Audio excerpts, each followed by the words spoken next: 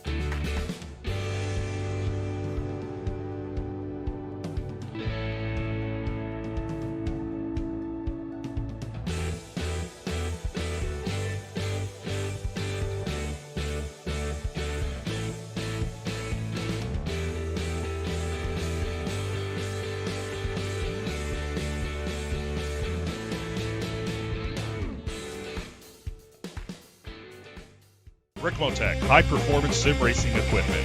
There's only one place to go, ricmotech.com.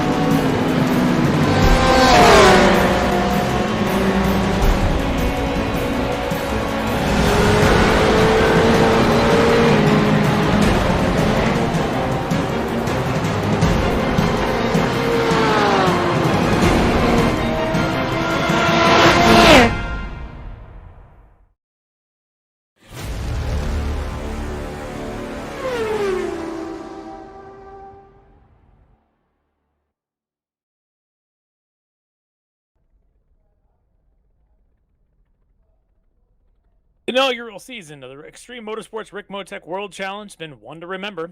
We've seen dominant performances, surprise winners, new tracks, and 7 rounds of wall-to-wall action. But tonight, we arrived at the final race to determine our champions, and there's no better venue than the storied Autodromo Nazionale Monza to tell our final chapter of this inaugural season.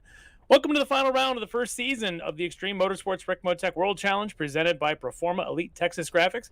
I'm Larry McLeod alongside Greg Ginsberg, and in the production booth, we've got Dennis Branch. And Greg, tonight, as we bring to the culmination of this great season, this inaugural season of this great series, what a better place to tell this final story than here at Monza and all of its rich history.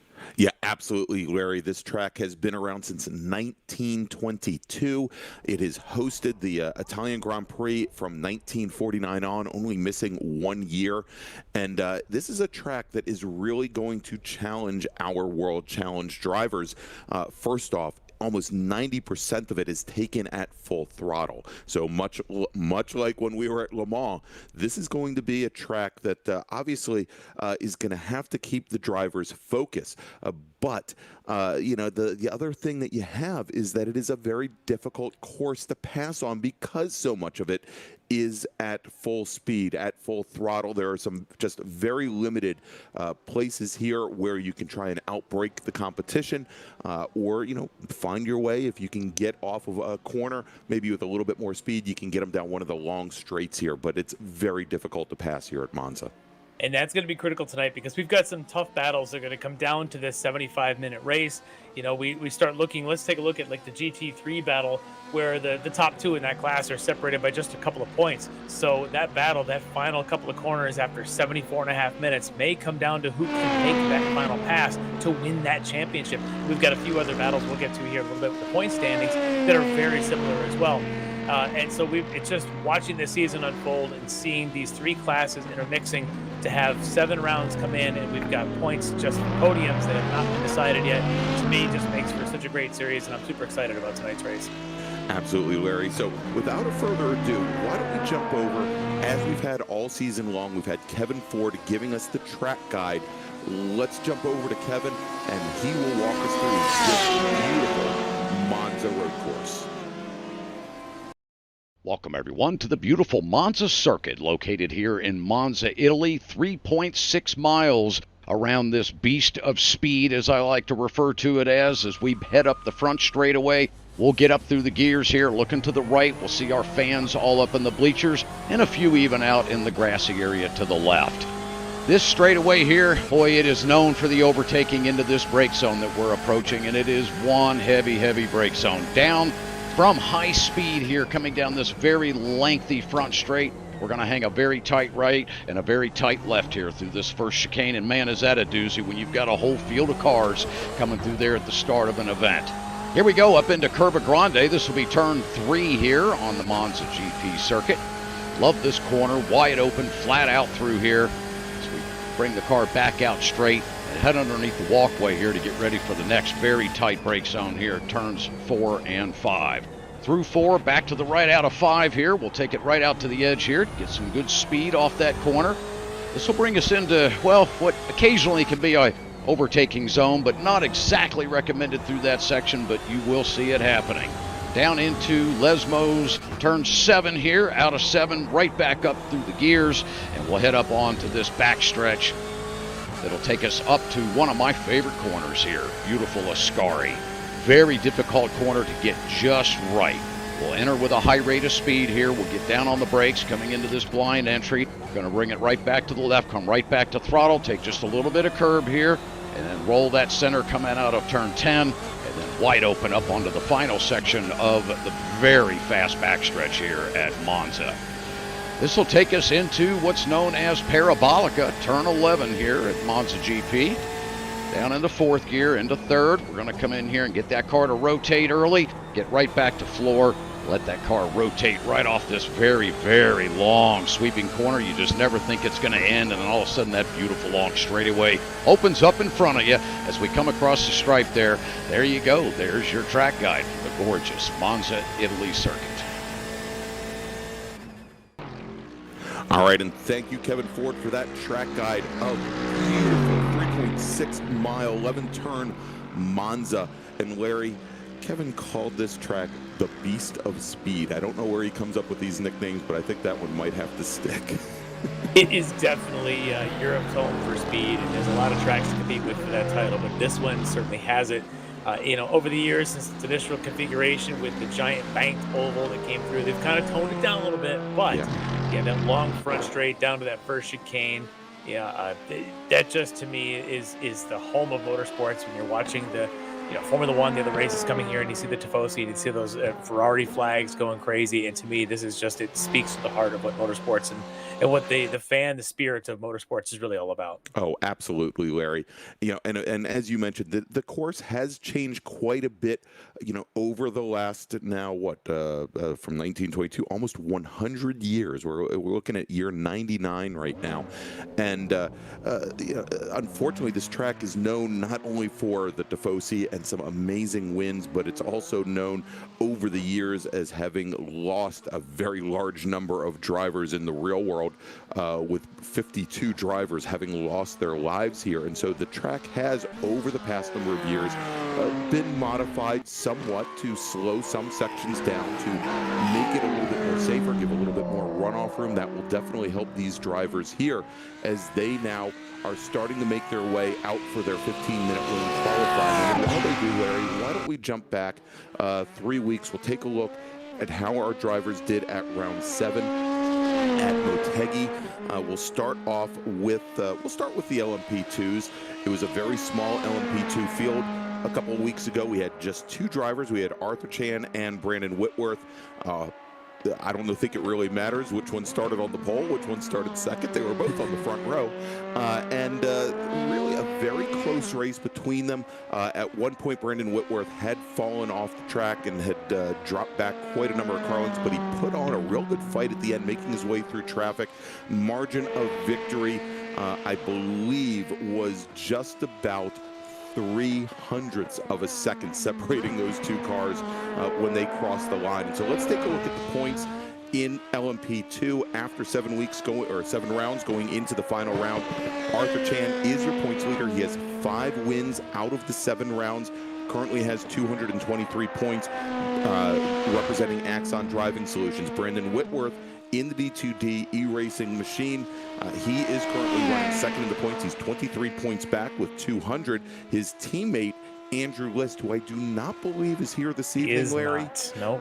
Also representing D2D iRacing with 194 points. So that is where he is going to finish up the season. Then we've got Dean Cox in the Whipperman Racing entry.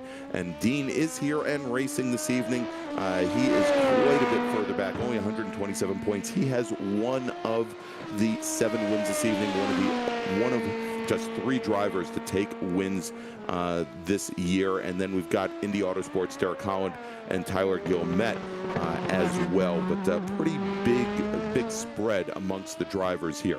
So let's jump over and we'll take a look at our GTE class. Now, GTE is made up of our BMW M8 drivers, our Porsche 911 drivers, as well as those drivers that are in the C8 Corvettes, or the C8R Corvettes. Taking the win a couple weeks ago at Motegi, and this was a bit of a surprise for us. Tony Kernan took the win in his Kernan Motorsports number 7 Porsche 911 with Travis Schwenke in his Chevrolet Corvette, representing Orion Racing, finishing in second. And taking the 3rd step on the podium was BTL Motorsports' Jennifer McDonald. And the big surprise here was our pole sitter and driver on the outside pole in GTE. They both got together 4 laps into the race.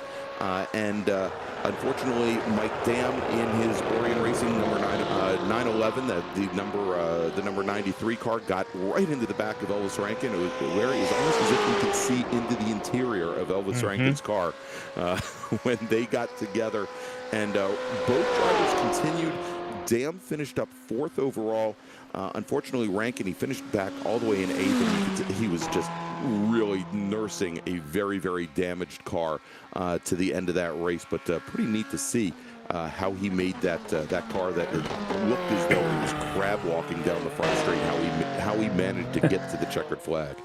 Yeah, it really was. It was kind of sad to see, kind of anticlimactic of those 2 heavy hitters there with Elvis and Mike having to come together early in the race. But it gave us a good opportunity for a couple things. One was to see the showcase Jennifer McDonald, the showcase Travis Schwenke, and of course our winner of that race in that class, Tony Kernan, to really showcase what they could do with an opportunity in that race.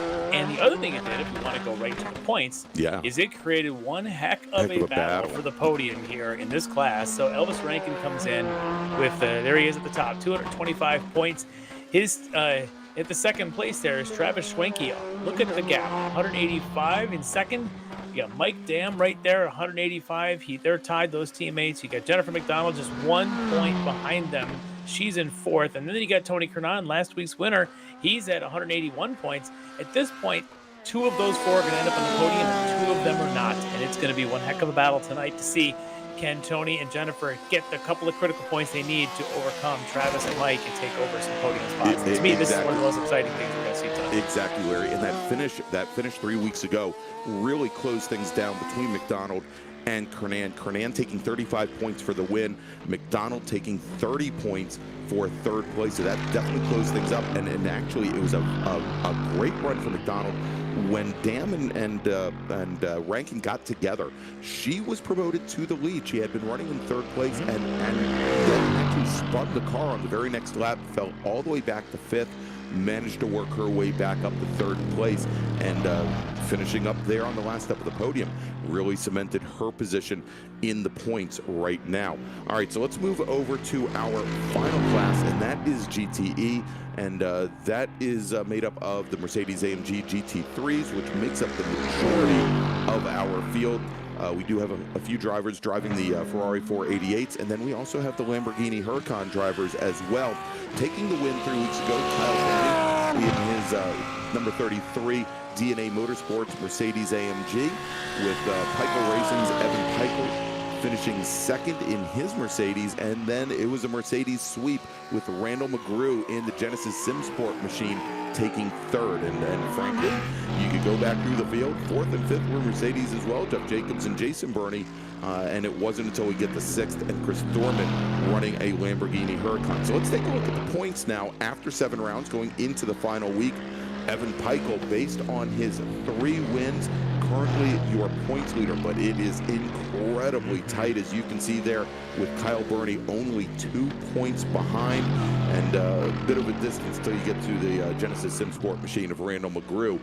But you then look right behind McGrew, and things are very, very tight between Burney, Thorman, Jacobs, all within 1 point of another. Yeah, and so the battle there for fourth is going to be pretty intense coming down to this last couple laps. And that's what I talked about in the opening here.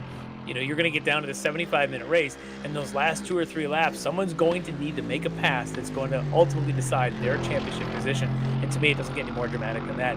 If you want a little bit more drama, we just showed up there how Evan Peichel is leading points over just a couple of points over Jason Burney.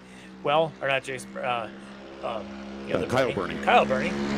But in practice so far tonight, it was Kyle Burney actually faster than Evan Peichel. So there may be an opportunity for him to come out early in this race and maybe even lead the laps and get himself in a good position. Victory tonight could end up earning himself a championship. Yeah, and as we watch this here, we've got Randall McGrew currently sitting atop our GT3 drivers here in open qualifying. And so as the drivers are out on course, they do get the feeling as though they are the only drivers out on the track. They get 4 laps to set a fast lap to set the grid for tonight's race. If you take a look at the timing pylon over on the upper left-hand corner of your screen, you'll see 3 colors. You see blue, red, and green. The blue drivers are our LMP2 drivers. The drivers with the red by their names, and you will see the red mirrors, the red side pieces for their wings, and also the red windshield banners. Those are our GTE drivers. And then the cars that have green mirrors, green windshield banners, and green end plates for their wings, those are the GT3 drivers. And so that's how you can keep the 3 classes, keep track of them as this 75-minute race goes on, Larry. Yeah, and so we talk about how difficult this place is to pass. To me, there's really 2 critical passing zones that are probably the best ones. I think the first is going down front straight into that first chicane. It's super tight, probably one of the tightest chicanes you're going to find on most tracks around the world. And with that long run coming off the curve of Parabolica, you come into that first chicane, a lot of draft. That's probably the best place. The other is coming out of there if you can get a good run all the way down to the second chicane. After that, it's a big game, usually about follow the leader all the way back around. All the way back to the first chicane again. And it's really critical that you get a good jump out of that first chicane. It will really affect exit speed out of Curva Grande down to the second chicane. So you certainly want to make sure that you have a good entry there, and you try as best he can to turn in a little bit late for the first part of the chicane, and that way you kind of straighten out the exit a little bit, which is kind of difficult because it is more than a 90-degree exit. It comes back on you. It's very, very tight. You got to dial in a lot of steering input there. So let's take a quick look at qualifying as it stands right now. And sitting up at the top of the leaderboard in LMP2 is Arthur Chan with a right now, as you can see, only a 55 thousandths of a second advantage right now over Dean Cox, with Brandon Whitworth about 4/10 back from there. But as we've seen, Larry, in race conditions, the LMP2 cars seem to stick together and race very well together. That it's very rare that we see one driver not stay up with the pack.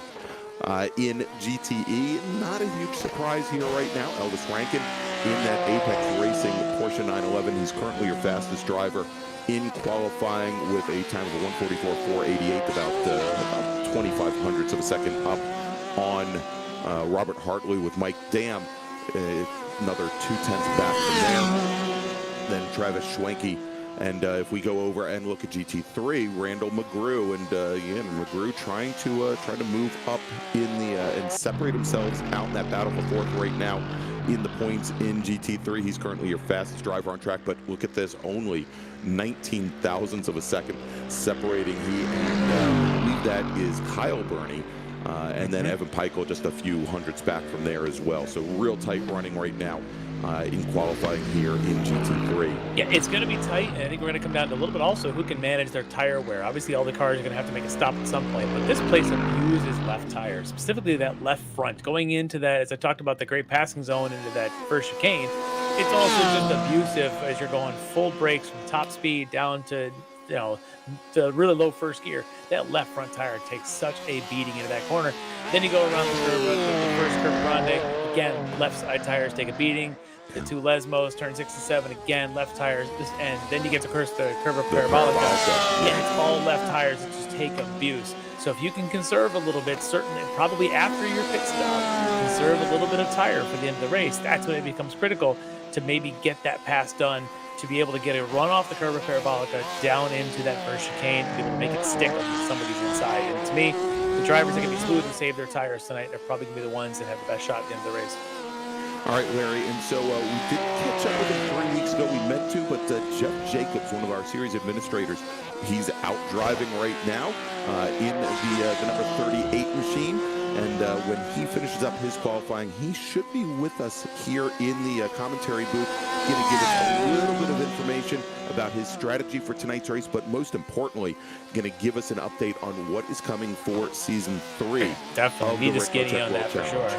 And what we do know about Season 3, it's going to start, I believe it was August 9th, I think is the first round of the next season. So we've got that to look forward to. And there's still, if you're watching these races, kind of wishing you were in it. And we are taking applications to jump into this series. Applications are due in a couple of weeks. And of course, we'll talk to Jeff a little bit about that when he finishes up his qualifying. But I'm excited for potentially another season here. And then really excited to see what changes may be coming.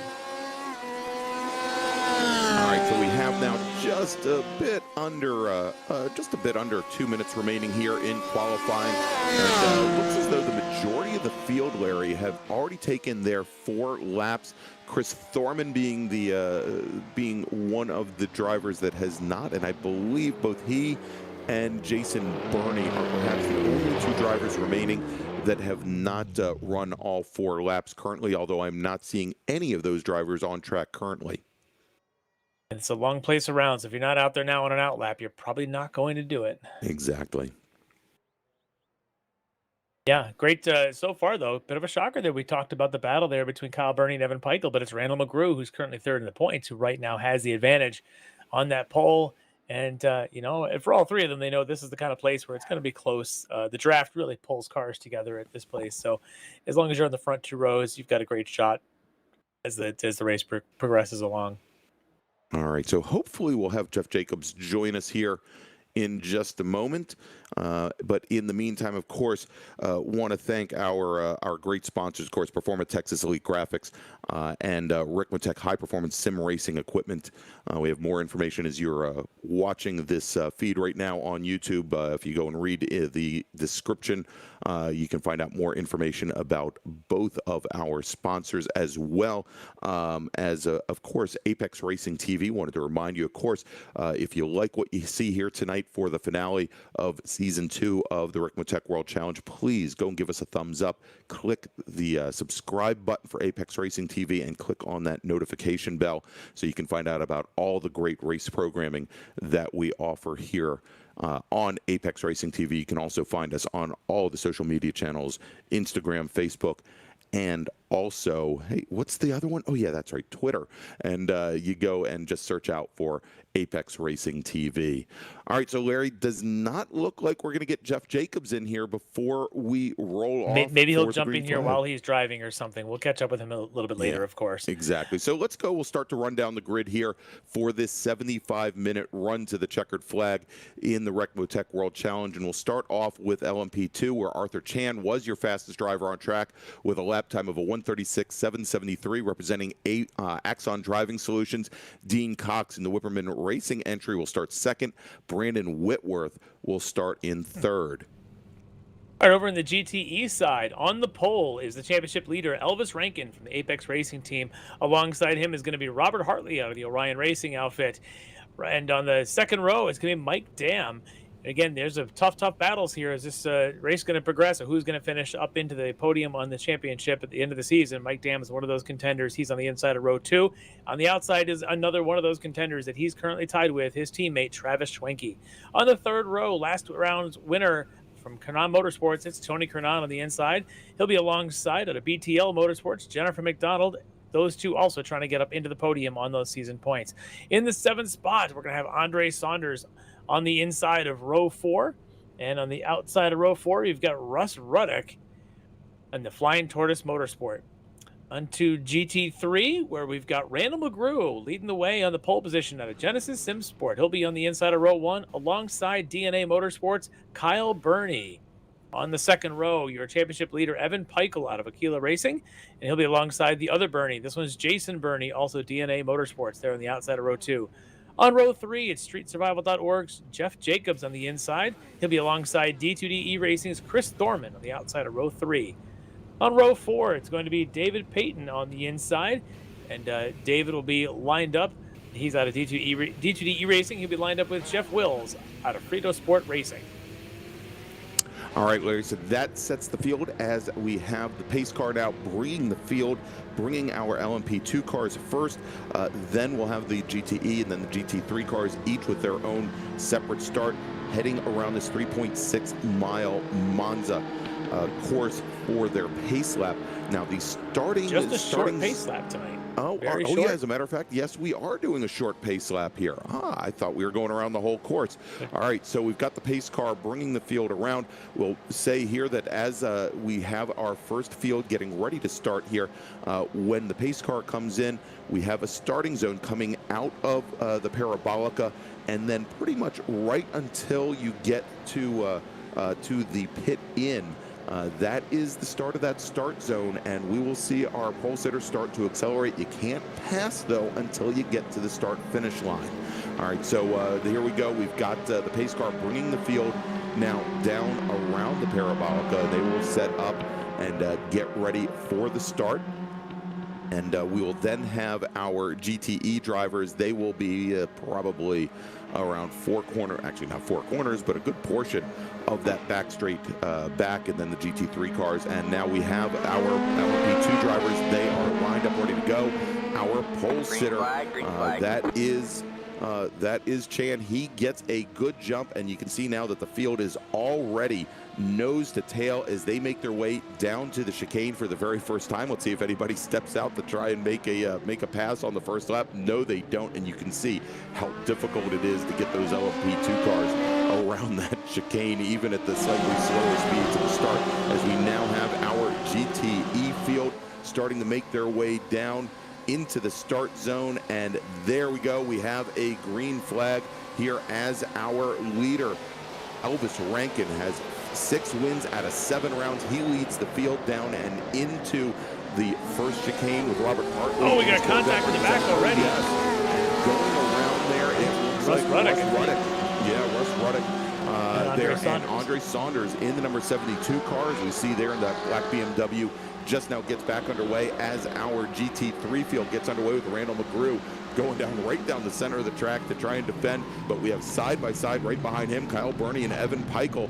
And Burney makes his way through first in that green and white number 33 machine. Peichel in 263 is running in third in the blue machine. And then we've got Jason Burney and Chris Thorman with Jeff Jacobs in the widest Mercedes in motorsport there in that orange number 38 machine.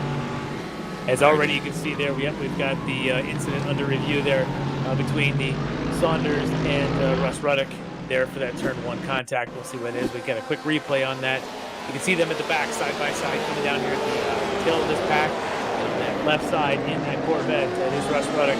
Just touches to the inside there of Saunders. Just a little touch in the rear. Looked as though Saunders had given him enough room there, but unfortunately the nose just coming right across that. I tell you, those curves there, they're really tall. They're extremely tall, and so you don't want to hit them. Even if you're on the left and you're side by side, that curb on your driver's left is extremely intimidating. It'll damage the car if you hit that too tall, which might have been what Ross was thinking going into there, just trying not to hit that tall curb. As the battle here in LMP2 is definitely a strong one here. There's Dean Cox looking very racy tonight going through that second chicane. Yeah, and just as I said that usually the 3 LMP2 drivers, they all seem to stay together, and there you go. Brandon Whitworth, who just going into the second chicane there was about 10 car lengths back from our leader Arthur Chan and Dean Cox. He is right back up. A little bit late breaking into that second chicane, and he's now right on the back of Dean Cox as they now go into the Variante Ascari, and as they roll through, they're going to make that longish run down to the Parabolica. Yeah, and that other chicane there, the Variante Ascari, is another one of those with those brutal curves, those big, tall curves that prevent you from shortcutting the chicane, and they are awful. They will damage the car. Keep in mind that LMP2 battle is kind of, before we head over to the other ones, notice how close that they were running. We talked about tire wear being critical towards the end of this race. The cars that trail, especially the heavy aero cars like LMP2s, have a huge disadvantage on tire wear. If you're out in front like Arthur Chan is right now, big advantage for tire wear. So we're going to see how that plays out and see if Whitworth wants to get around, as there's some pressure coming on Arthur Chan now. Dean Cox alongside, but Arthur's able to go in through the turn 1, the first chicane, in that lead. But I wonder how long Whitworth's going to hang back there, or does he stay a little further back and spend this race saving some tires for the end? Exactly. All right, so let's take a look here, and we have a new leader now in GT3, and that's Kyle Burney. He's gotten around McGrew, and it looks like McGrew having some issues there. Pulls off to the side. I suspect a course cut may have happened for him. And so both Burney and also Thorman get on by. Let's take a look and see if we can pick up what happened. And here he is. He's already kind of given up that time. Got to let a few on by with that. You got to serve that penalty. iRacing says you've got a certain amount of time to do it. Luckily, he's able to give up that time and then get going again without losing too much. So that will drop. That will now drop him all the way back. We show him now is in 8th position, as though he dropped all the way to the rear of the field, and I don't see him there. I wonder if he was actually also having connection issues and recognized it and decided to let the field run by. That's the other possibility there. That unfortunately for him, that's for our pole sitter, that's big for tonight. That's a shame, and given where he is in the points right now, with 186 points, he had 20 points over Jason Burney, and just a few more than that over Thorman and Jacobs. And if he doesn't get any points for this evening, he could, we could see a huge change there. It looked as though he might have had third locked up, and that may not be the case any longer. As we jump now over to the battle for the lead in GTE, where Elvis Rankin getting pressured pretty heavily there by Robert Hartley. Absolutely, in the Chevy Corvette. Hartley looking very racy tonight in that C8 Corvette, really pressuring Elvis, and Elvis doing a little bit of that weave to try and break that draft. Around here, not easy. And for Hartley, he's close enough now. One good turn in here for the Parabolica, and he might find himself alongside Elvis going into turn 1. Usually in this battle, the Corvette has the power advantage over the Porsche. We'll see if he's able to use that to his advantage. A little bit of slipstream and make a move on Elvis going into the first chicane. Yeah, and you notice there is Elvis went into the Parabolica. The rear end of that Porsche steps out just a little bit on power, and might have affected his exit speed there. But of course, I think probably the draft is much more important there. And you're talking about the high curves. If you see all the wheel spin that Hartley has coming through the first chicane, as that Corvette lifts up on the inside curving going into it. Yeah, they will break the car. I've run a lot of races here in a variety of different cars in the sim, and what you'll find is if you just, oh, I missed my braking point, and cut straight across. You can see those curves. You hit those, you will break the car if you're not careful. So one of those where you really don't want to hit them. In addition, you can get time penalties for cutting the course. But at this end of the course, this is just your classic Lesmo 1, Lesmo 2 as they come around these two, and getting a run off of here is so important to be close to the next car in front of you as they approach Variante Ascari at the end of this next straightaway. And just if you're Hartley, you're trying to just put the pressure on Rankin and make him just feel that pressure. And they're gapping to Mike Dam and Travis Wake behind. Yeah, I was gonna say I was a little surprised there to see Dam that far back now, about 5 car lengths back from our leaders as we jump over now to GT3 as we take a look at the battle for 4th right now, just off the podium with Chris Thorman and Jeff Jacobs, the Huracan of Thorman. And we're already seeing here that come the LMP2s. Yeah, exactly. Starting to try and make their way through the field. Now, luckily here at Monza, since we have such wide open racing here and some very long straightaways, that will give the LMP2s an advantage to get through. But you can already see here now that Dean Cox having a little bit of trouble with the traffic there.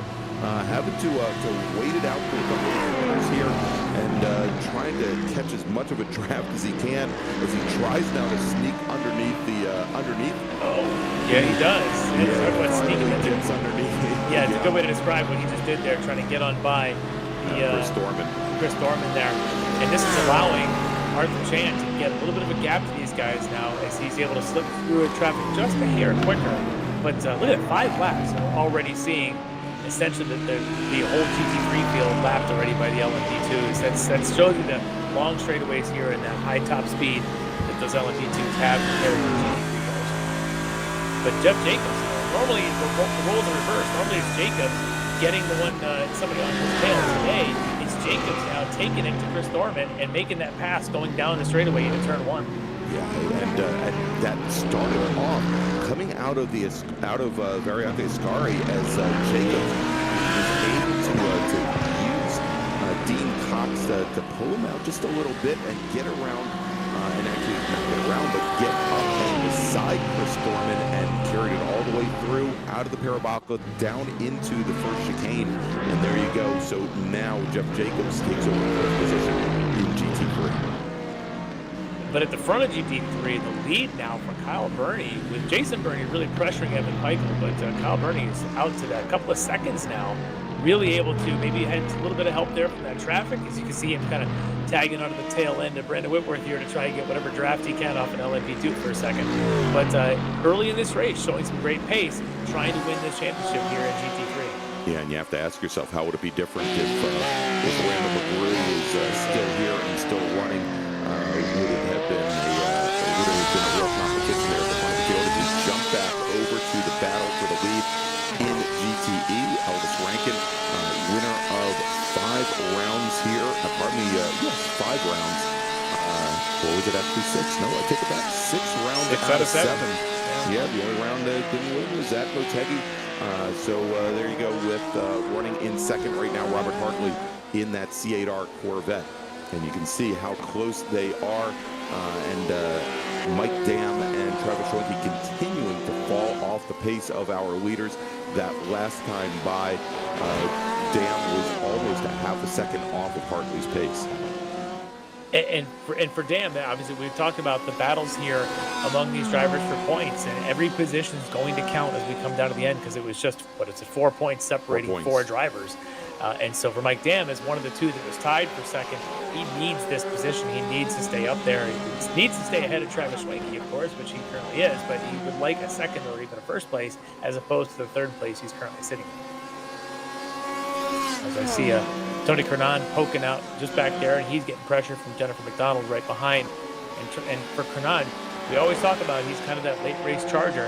Got the victory last time. Smell that victory and smell that taste of that champagne might be something he needs as some motivation. So we'll see if he's able to pick up the pace tonight as we catch a quick view now of Evan Peichel coming into the first chicane and not making the first chicane. And not making it having to take the runoff there. Well, I guess he didn't take the chicane there.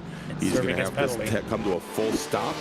And, we've got Hartley locking it up, trying to get around Elvis Rankin going into the first chicane. Doesn't make it. He's on that infield section there around that chicane. Doesn't hit anything. Elvis able to avoid him, but it's going to cost him at least 3 spots, maybe 4. That now drops him back to 4th. And so we now have, let's take a look at the replay here as we have Hartley come down the inside, try to outbrake the Porsche going into the first chicane. And you can just see there as he has that lift off oversteer and the rear end of the car comes around and I suspect he's running a pretty high rear brake bias. That's what it didn't help like. him there. Yep, and I think he just outbroke himself. He had the good position, and Elvis probably wanted to make sure his nose was ahead.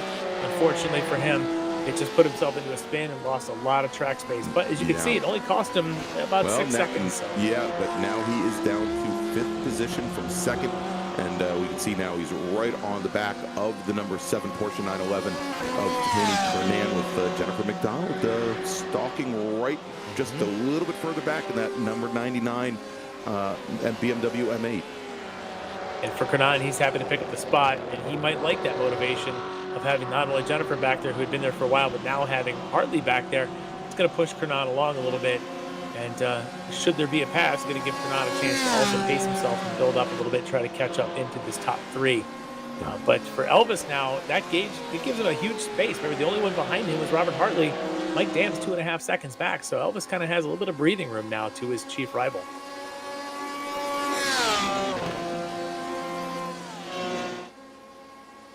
All right, as they make their way down to for our GTE drivers now completing lap number 7, starting on lap number 8. And here we go. Hartley trying to make the move on Tony Kernan. Goes to the inside for a moment there and thinks better of it. I think he kind of said, you know what, not 2 laps in a row. Let's at least get through this second lap here and not do the same thing. Another Porsche on his inside. And this time he'll let that go. As we can see in the background there, the LMP2s are starting to stalk this middle of the pack here in GTE. So not only have they already lapped the GT3s, they're hunting down the GTEs here only on lap 9. Yep. That's and fast. Arthur Chan now opening up a pretty substantial margin on Dean Cox. I think he had a lot better luck with traffic than our second place runner. The number 9 machine did, as you can see there, about a little bit under 3 seconds now separating our 2 drivers. We'll see if things close up when they do come up to the back of that GTE field. They will be there shortly, and I think you're right. A little bit slipperier through the traffic there for Arthur Chan than it was for Dean Cox, and I think Whitworth at this point might just be keeping that gap to save some of those tires, but he's got to watch that overall. He's almost 6 seconds down to Arthur Chan, and that's it's tough to make up for the pit stop coming up later in this race.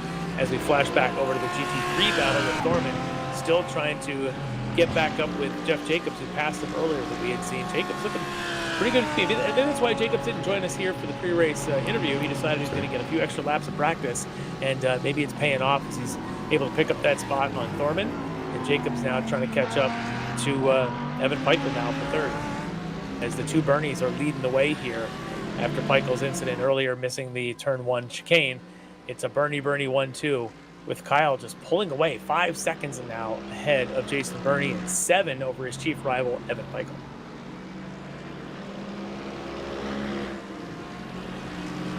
Is this where I make the weekend of Bernie's joke, Larry? Just You could. Yeah.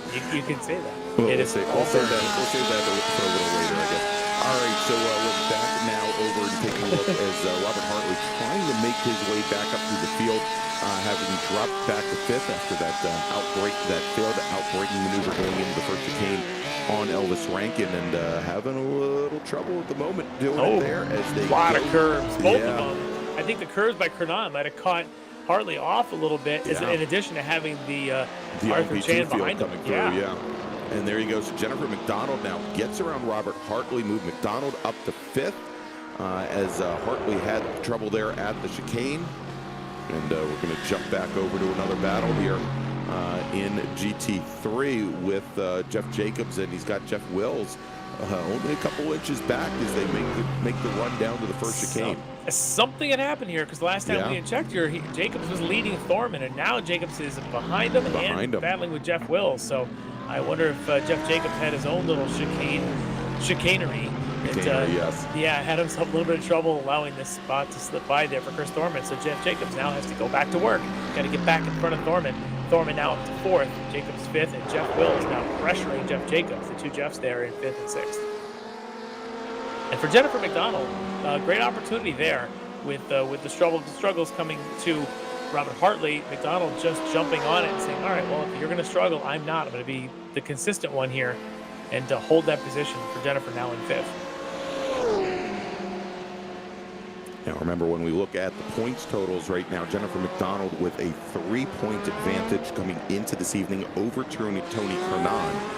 Certainly she'd like to make up another position and get ahead of Kernan to cement that place in the points, but we'll see what she can do here. Still a couple seconds back, but a long way to run as we're now just a little bit over 15 minutes into this 75-minute race.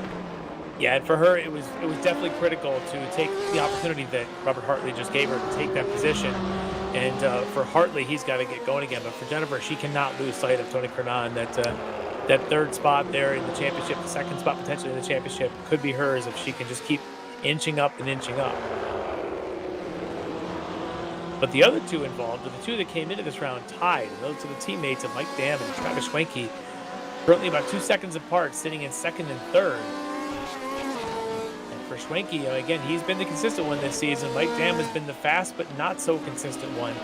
And so far here, through just about 17 minutes, 11 laps in, Schwenke still chasing Mike Dam. And for Dam, he's just hoping to make it a clean 75 minutes tonight. Because I think we can fairly say he's had some struggles at times. He's had those moments in races where suddenly it costs him a position or two. Speaking of position, though, it's Hartley trying to get on the inside of McDonald going into the Parabolica. He's got the position. Tough place to pass going in. Yeah, very, very tough place to get online there and continue to carry speed out of the Parabolica, but he manages to get it done. He gets around Jennifer McDonald now as they come onto the front straight to complete lap number 11. And she's not quite close enough to attempt to overtake going into the chicane. So she's going to have to at least wait a couple more corners. But I was a little surprised there, given the side-by-side entry, how much ground Hartley made on exit of the Parabolica compared to McDonald. He really did. I wonder if Jennifer had caught herself sort of on that bad line out there, starting so far on the outside, and Hartley able to get just a good clean exit down to the apex and then all the way through the rest of Parabolica. So Jennifer losing that momentum on the way in. It's amazing how that'll cost you down that long straightaway. But not all is lost. She can stay right there in the shadow of Robert Hartley as they can make up some ground on Tony Kernan, just a couple seconds ahead of them up the road. So take a look at Arthur Chan, our overall leader, and of course leader in LMP2. Nothing but clean track in front, and for critical for him, behind. He's got 3.5 seconds to Ian Cox, and another 4 seconds to Whitworth, who seems to have faded here tonight a little bit. Yeah, now remember, Whitworth was running, I believe, about a half a second off in qualifying. Now, I've been watching the last 2 laps or so. Whitworth and Cox have been running almost identical times, within a couple hundredths of a second of one another. But Chan, at this point, just maintaining pace. They're all running very similar times in the 1:37.2.3 range, as Dean Cox just now, when he crossed the stripe, ended up just setting the fastest lap of the race at a 1:37.17. Now, Larry, the race here started at about 7 p.m. local time for Monza. So as this race goes on, we're going to be going into twilight. But the other thing to look at here is ambient temperature was about 80 degrees at the start of the race, 90 degrees track temperature. I'm doing a little bit of that metric to Fahrenheit, Celsius to Fahrenheit conversion in my head, and the temps have already gone down about 1 degree here, I believe, since the start of the race. But I would suspect as this race goes on, track temps will go a little lower, and as these drivers most likely will not be taking new tires when they come in for their pit stops, that may complicate things just a little bit for them, and also as the cars get a little lighter. Yeah, it definitely will. You know, and this is the peak point of performance now for the LMP2s. You're down about a quarter of a tank left. Your tires are at kind of their peak performance, and that's why we're seeing each of these drivers, Chan and Cox, setting their personal fastest lap, and you saw Dean Cox set the overall fastest lap of the race happening now. You're 20 minutes in. This is when the car is at peak performance. As they approach the end of that first fuel cycle, if they don't take tires, which they don't have to, the next fuel load will not nearly be as quick, as you'll start out with full load, and the tires, they get really kind of greasy even with the cooler temps here. They'll get a little slippery toward the end of that second session.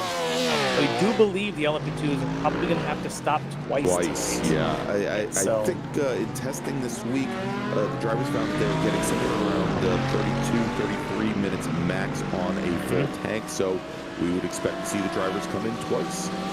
Yeah, and for them, they get to decide which one of those two do they take the tires. Do they take the tires at the first stop, and then the second one becomes nothing but a splash and go, or even come in for the early stop here soon without tires, take a full load of fuel, and then the second stop, take the tires then. That could mix things up, and it could come into where's the traffic. You know, a traffic lap around here in an LMP2 is probably 2 seconds slower than a lap without traffic. So if you can come out in a nice clean air gap and get yourself good clean laps, that's going to mean a lot to your overall outcome at the end of this race. All right, and we can see here is Jeff Jacobs sitting right back behind still Chris Thorman coming out of the Lesmos. It's still making up a lot of ground here. Let's jump back, take a quick replay here as we're on board with Mike Dam, and let's see, did Mike Dam have some issues there? He may have a little bit. Looks like Elvis Rankin had some issues, maybe with a slowdown there, as we have a new leader, and it is Mike Dam in the number 93 machine, with Elvis Rankin dropping back into second. And so, you know, the question is he just, there you go. There was the, there we so go. It's a lockup under brakes, a lot like Robert Hartley's lockup. And then to add insult to injury, he then gets the course cut on top of that. So I've always said, if you're going to cut through the course, don't try and do it slowly, because you're still going to get stuck with the same penalty. He did the right thing, got going again, but it has cost him about 7 seconds. He was probably 4 seconds up, now 3 seconds down. And so for Elvis, got a lot of work to do now to catch back up with Mike Dam. Mike Dam, great opportunity in that points battle with teammate Schwenke, and of course with McDonald and with Kernan. So Mike Dam now the new leader, and a great opportunity for him. Yeah, and you know, in the case of Elvis Rankin, a lot of that strategy as far as tire management goes, as far as fuel management goes, kind of out the window now, because he's got a lot of ground that he's going to have to make up going into what is likely a single pit window for our GTE drivers. As we take a look at the GT3 battles now, with David Payton trying to get to the back of Jeff Wills, who's right on the tail of Jeff Jacobs. The oddball car here, of course, is the Payton Lamborghini here in GT3. At home in Italy, of course, in that Lamborghini, even though it's German underneath, but we'll just kind of ignore that. It's still Italian at heart. The Raging Bull there in that Lamborghini. I'm sure the Italian fans here at Monza appreciate it. With no Ferraris in the field I was tonight. going to say, with no Ferraris in the field this evening. Yeah. Flying the flag for the Italians there in that Lamborghini is Mike Dam, now just a couple of tenths, about half a second ahead of Elvis Rankin. So Elvis, question now is, does he try and push, or does he just sit behind Mike Dam for a little bit, save some tires, save some fuel, make that fuel stop even a little bit shorter? Beautiful line to sort of let the car glide over these apexes at this chicane.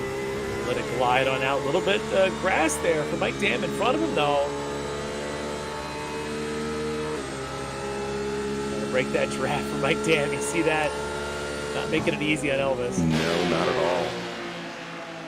As these two former teammates, now of course with Elvis with the Apex Racing team, and Mike Dam still with the Orion team, but these two were teammates for a number of seasons. They know each other extremely well. They know how to play this game at the highest level.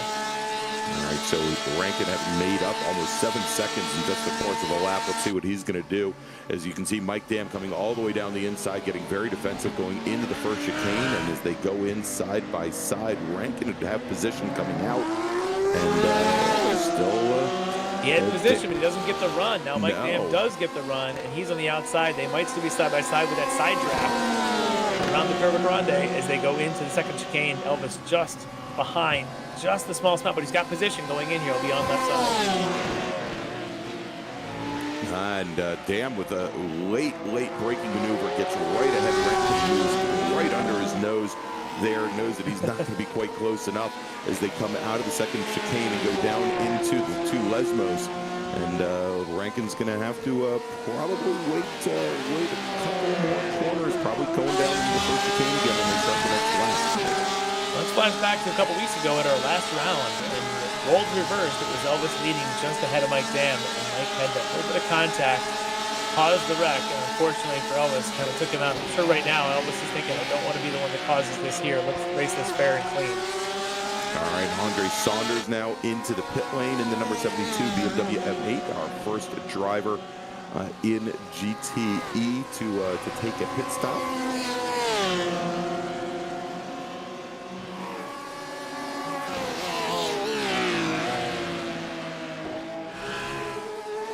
Starting to wonder if that's a planned stop for Mr. Saunders or if that was actually a tow that took him to the pits, as he's been in there for about a minute. He's been in there for quite some time. Yeah. Probably not ideal situation there for Mr. Saunders and his BMW as this battle continues to go on, as Elvis now pushing to the inside, a little bit of fake, a little under, as they've got the GT3 car just in front of them, one of the GTD e-racing cars. And so this time a little bit different. Having trouble putting the power down. Coming out is Mike Dam, and Elvis Rankin retakes the lead. And we saw right there, Larry, where they swapped sides from the previous lap. And Dam, with all the trouble there, trying to get the rear of the car rotated and get power down at the same time, was not able to get the same run out as Elvis Rankin. And shoe on the other foot, it worked out exactly the same way. The car that was on the outside had the advantage all the way down, being able to get on the power earlier. Is going down to the inside now, trying to get around David Payton's Elvis Rankin. He's able to do it and keeping Mike Dam behind Payton. Yeah, and look, Dam for a moment there, going into the second Lesmo, looked for a moment like he was going to try to sneak underneath. David Payton did not do it, did not get it done there. And as a matter of fact, as he looked like he was going to come down to the inside, just at that moment, David Payton actually pulled right just a little bit touch to the inside. And Dam suddenly changed course there and decided to stick it out for one more corner. But Ricky's right back behind him now. All this side-by-side madness between Rankin and Dam has brought Travis Schwenke right back into the fold.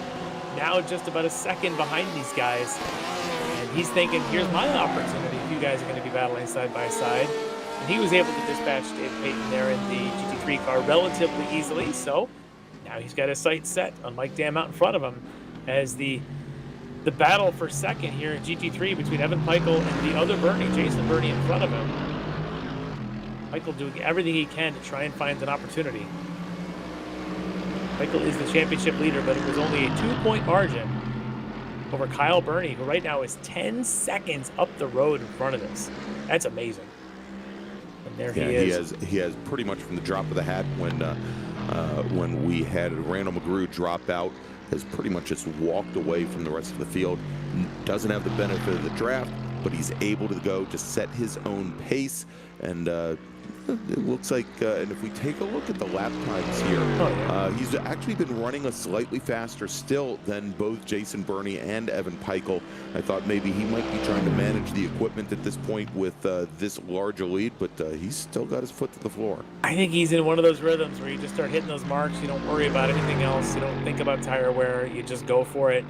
At this point, he'll take the tires at the pit stop, at least left side tires, and probably still come out with a pretty good advantage. But to be 12 seconds ahead of your chief rival, a little more than a third of the way through the final race, that's an important thing for him. And Schwenke is not letting Mike Dam get away. And Dam is trying not to let Elvis Rankin get away. Here. here as our GTE leaders are coming up on the back of the GT3 field, and see if this affects Elvis Rankin, any or either of our top 3 drivers in the class.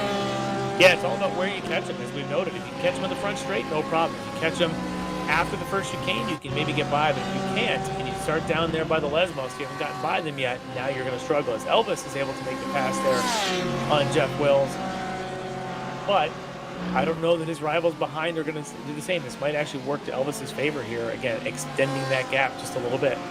All right, coming down the pit lane now, and taking his fuel stop is Jeff Jacobs in the number 38 Mercedes. And we'll see if he's taking tires. He's been in the pit stall for about 18 seconds now.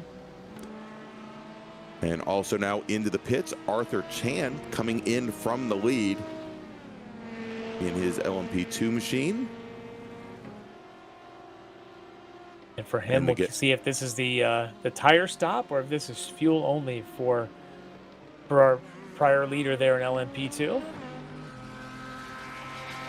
Don't see any tires going on yet. Could be the fuel only stop. And then maybe do the tires with the late fuel charge to finish out this race. He's got to watch because Dean Cox has shown some pretty good pace tonight. Any bit of slip up in pit strategy will definitely have an impact on the outcome tonight. All right, and Arthur Chan is now back out and on his way. Pit time in the pit box, just under 30 seconds. Sets that boat. You can see what Brandon and Dean do when they make their stops, but a lot of other stops still to come here in the next maybe 20 minutes or so as we start looking at the GTEs and GT3s. This traffic and this intermixing, to me, this is what multi-class racing is all about. It's traffic management. Who can be the faster one to get by? Who can spend the fewest amount of corners behind the slower class? And if you are the slower class, how well can you maintain your pace before you actually have to yield completely to that blue flag and keep it going? Because in a 75-minute race, if you get past 20 times, that's 20 opportunities to lose a half a second, 1 second, and at the end of the race, those all add up to being positions on the final podium. Now, that was a great move by Schwenke, getting around some of that GT3 traffic, going into the chicane. Didn't lose a lot of ground here. Another driver in, and that is, well, both Dean Cox and Brandon Whitworth come down the pit lane. We'll have to see what their stops are like and see if they can make up any ground on Arthur Chan. We'll see who takes tires and who doesn't here between these two, because we did figure at one point they're going to.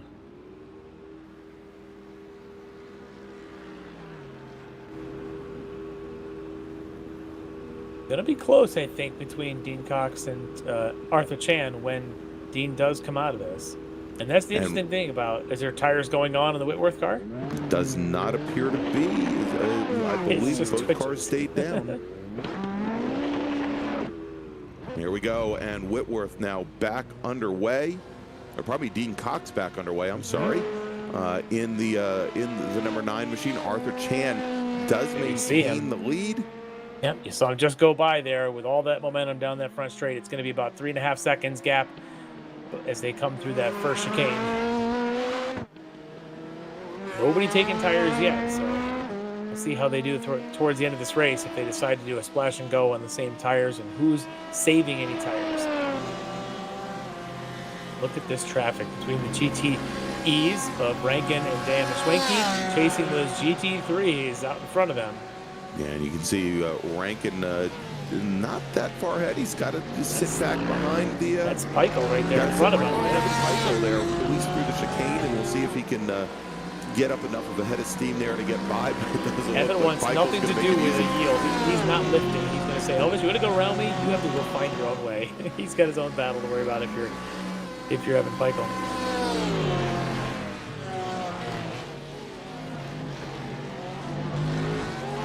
GT3s have the ABS to help them out just a little bit. It's a little easier here where the GTEs do not. Look at Travis Schwenke just trailing Mike Dam there. And Mike struggling again, doing the same thing that Elvis was doing, trying to get around Evan Pico. Look at Schwenke now with the great run off the second Lesmos. They're going to have to both get by Evan Pico. Schwenke, he definitely wants to make this now, does not want to wait till after the next chicane, but he may have no choice. As they come down into the Variante Ascari, and they both clear Evan Peichel there, but it's definitely allowed Schwenke to stay right in the hunt here as they now make their way down and over towards the curve of Parabolica. And Larry, I hate to do it, but we've got to take a break. We're just about halfway through the 75-minute race, and we're going to have to pay some sponsors. So you are watching the Extreme Motorsports Ricmotech World Challenge Round 8, the finale from Monza, and we'll be back here with more action in just a moment.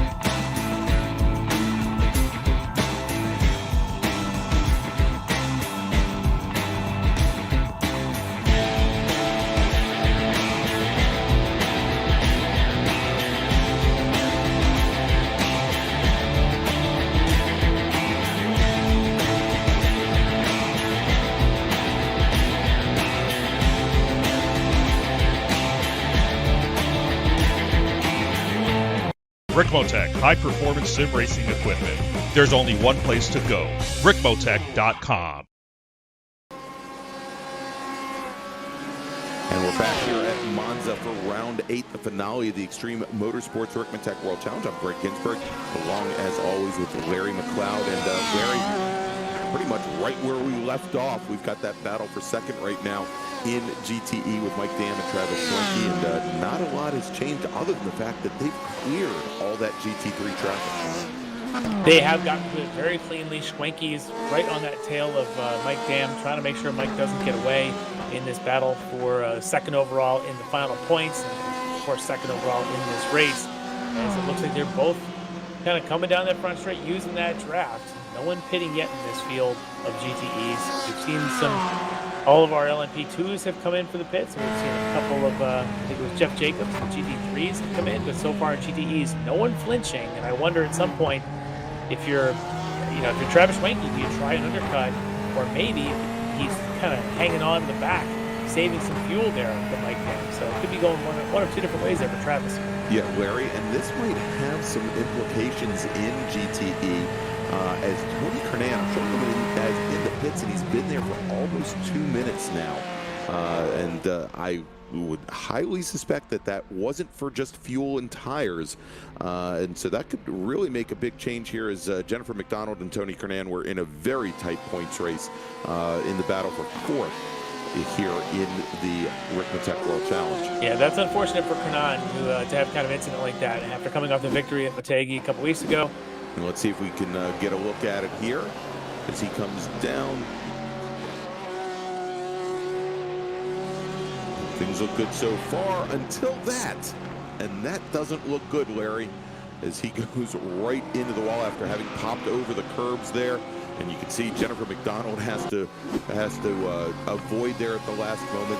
But that is tough luck for Tony Kernan. Yeah, it really is. Tough way to end your season, end your race with a chance to be up on the podium for the final points. To have it go that way is a tough luck ending for him. But out in front, just painting the outside of Parabolica there is Elvis Rankin just kind of leading this way, and Mike Dam and Travis Schwenke just trying to chase him down as best they can as they approach now finally the lap again, the leader of GT3, Kyle Burney, who's now almost 13 seconds ahead of the rest of the GT3 field. That's you can amazing. see just the rest of the GT3 field just coming out of the Parabolica there as we switch back over to the leaders in our two of our three classes, GT3 and right behind Elvis Rankin, our GTE leader.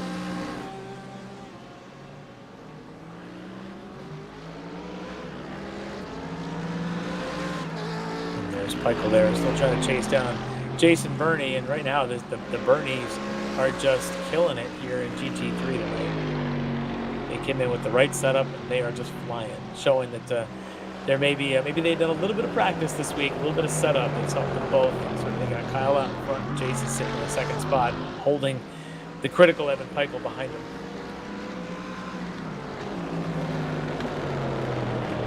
And Saunders is back out there. Here's Saunders out and sitting right back behind the third place car of Peichel. That is Hartley, I believe. Hartley getting around Peichel there. Yep. And Robert Hartley sitting in fourth right now, having gotten around Jennifer McDonald a number of laps ago.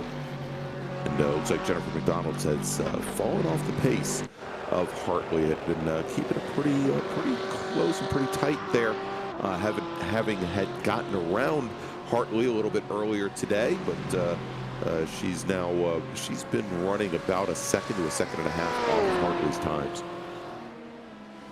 Yeah, and Hartley, had that incident, but he's trying to maintain that pace and make something out of this, and still with 35 minutes to go, maybe, or 25 minutes to go, maybe there's something that he could do, but it's still a long road because Rankin, Dam, and Schwenk here setting one heck of a pace out in front here in that GTE field. So Hartley maybe kicking himself with that opportunity to take the lead and end up kind of going all wrong for him.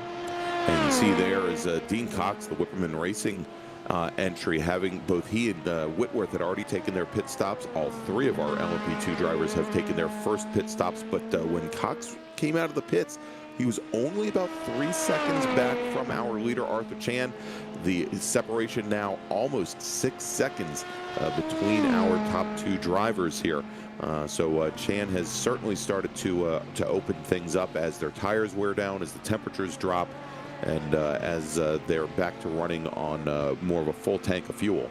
Arthur's driving like his tires are still fresh. He just turned to 37.9. His best lap's 37.1. He is flying around this place, and he's able to gap a couple of tenths every lap to Dean Cox and to Brandon behind him. So really, Arthur is just doing what he's supposed to do right now, just putting his head down, turning laps, and just picking through traffic as quickly as possible and efficiently as possible, as he just gets around the 64 of David Payton there behind him, the fellow Canadians, there with Arthur and Payton.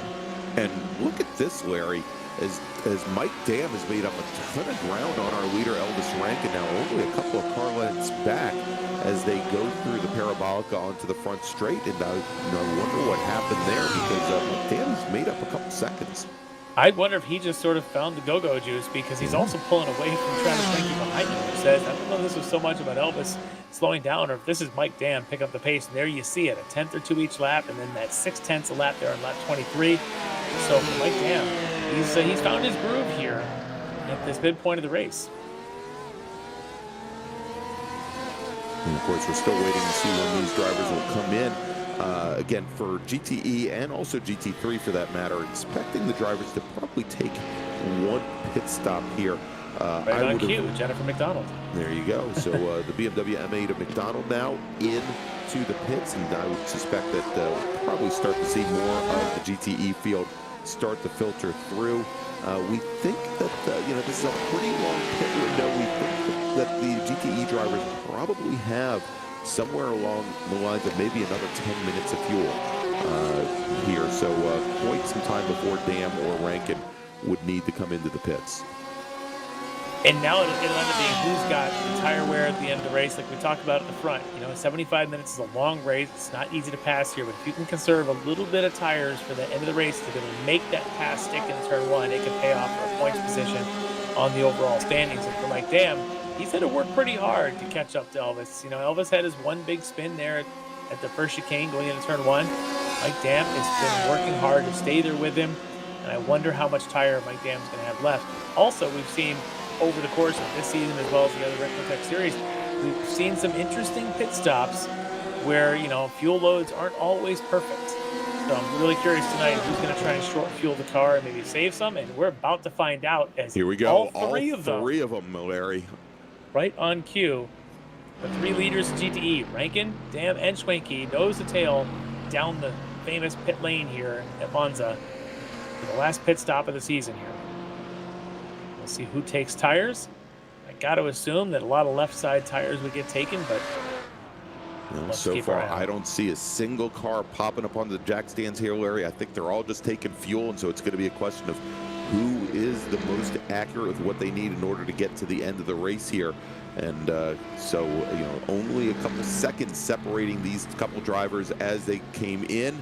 And there you go, almost identical exit times for these drivers as they make their way out. 20.28 seconds in the pit box for Rankin, 20.15 for Schwenke, and 20.93 for Mike Dam.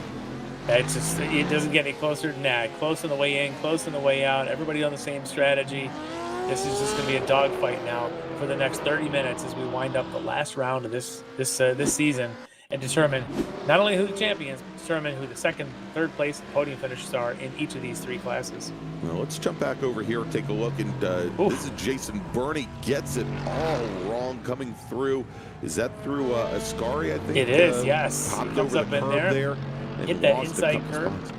Yeah, hit that inside curb, and a car basically bicycled around there. And for Jason, that hurts a lot, and it hurts a little bit for his family member there with Kyle Burney, because Kyle now was hoping to get that extra position between he and Evan Peichel. Now with Peichel running second, it gives him an extra opportunity for points. If they finish this way, it's going to be even harder for Burney to overtake Peichel for the overall first position there in GT3. These guys are yet to stop.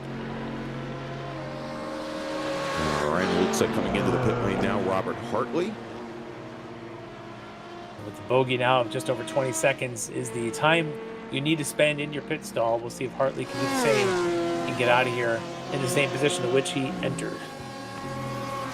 And now we watch our top three drivers in GTE. Mike Dam in the pit stall longer than either Elvis Rankin or Travis Schwenke. You can see there as he lost a lot of the ground that he had made up in those last couple of laps before the pits, and he's got to do it all over again as he's now about 6 car lengths back from our leader, Elvis Rankin. Yeah, great outlap there for Elvis Rankin to be able to stretch that gap. Like you were saying, it was probably half a second when they came in. It's a second and a half now as they go through the first turn one here on the next flyer. So great outlet for Rankin. Like Dam, not so much. Schwenke also a struggle there as Rankin now getting past, I believe that's Jeff Wills.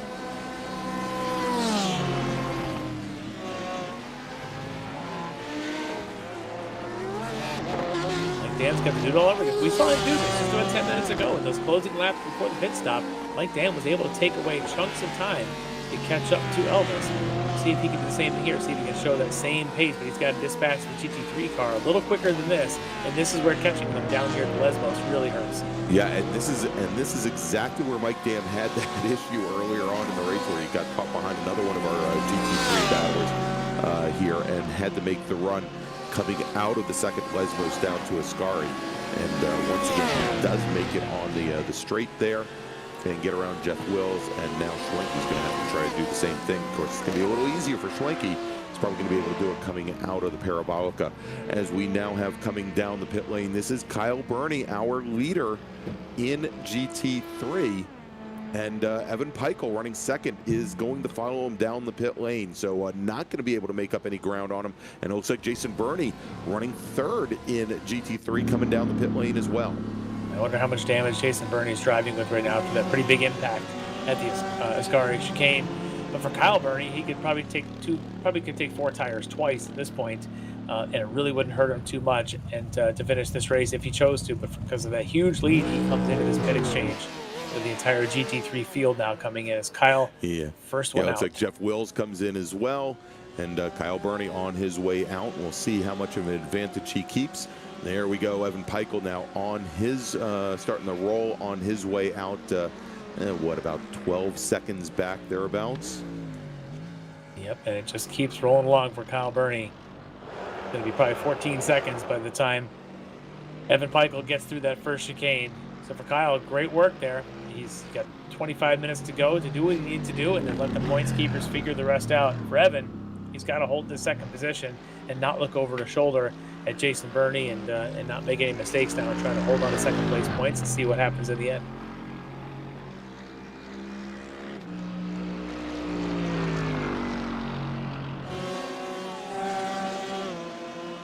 As Rankin still just extending a little bit. It was about 1.3 about a lap or so ago, and there you can see on the graphic, 1.7. Like, damn, yep, a little bit here, a little bit there, and that's how Elvis is gonna. That's how he's gonna beat you. He's just gonna kind of inch away from you with the inch perfect precision of his car placement that he shows week after week in every one of our series. Elvis showing why he's a champion in a lot of classes. Lately, it's been pretty much every class he's running in. He ends up winning it. You can see it's so consistent and so precise that spin that we saw him have there going into to turn one, probably the first driver error we've seen from Elvis. Might even be this whole season. I was going to say, the first one that I've seen from him this entire season that's of his own making. Yeah. Here, not only in the World Challenge, but also in the sports car series as well. Yeah, he's been just rock solid. So one error so far has not cost him too much tonight, but he's back in that lead. And for Elvis, he's got, what did we talk about, 6 wins and 7 rounds coming in. So he's pretty much got it locked up. He would love to get that 7th win and finish the season with 5. All right, let's jump behind the wheel here for a couple seconds with our LMP2 leader, overall leader, Arthur Chan, and see exactly what he's seeing there through the cockpit. All the data feeding back to the driver in the cockpit of one of these things. It's almost too much. I've driven this car in a couple of endurance races in the sim, and it's too much data for me. It's too much information. I just drive. The gear selector is all I ever look at. But these things they're relatively easy to drive. Not necessarily to go to Arthur Chan pace, but to get up to speed one of these things is not as challenging as you might think. And I'm really surprised you don't see more people in the LMP2s. It's a lot of fun to drive. Tuning it to this speed is really hard to do, to find that right setup. But these guys share setups all the time. We've talked to the D2D iRacing guys. They're always sharing setups. Love to see this field grow as applications are now being accepted through about July 16th, I think, is the cutoff for the 16th of July, I believe, is when registration opens for the next season. And I would love to see more people in this particular class if it's offered for the next season, because it's good racing when it happens, and it is at the highest level of sports car racing. So it's pretty cool to watch. I'm glad we had an opportunity. And for Arthur Chan, he's had one fantastic season. They got off to a great start at Daytona 7 rounds ago. And he had said he was surprised, and all year long he's been probably doing more and more, just surprising himself with a couple of victories along the way. And for Arthur, another 25 minutes or so, and he'll have himself another one as he's leading the way here in LMP2. A great view of the speed he's carrying through there.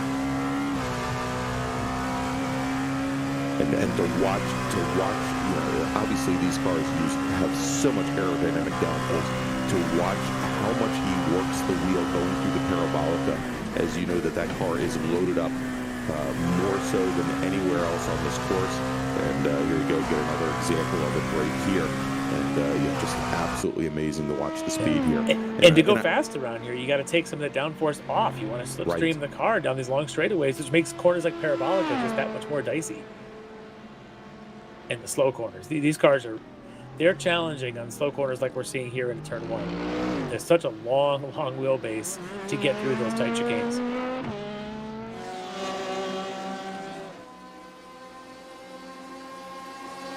All right, looks like Mike Dam is knocked about 0.3 of a second off of Elvis Rankin's lead here, and both of the Porsche drivers have started to stretch things out a little bit more over the Corvette of Travis Schwenke.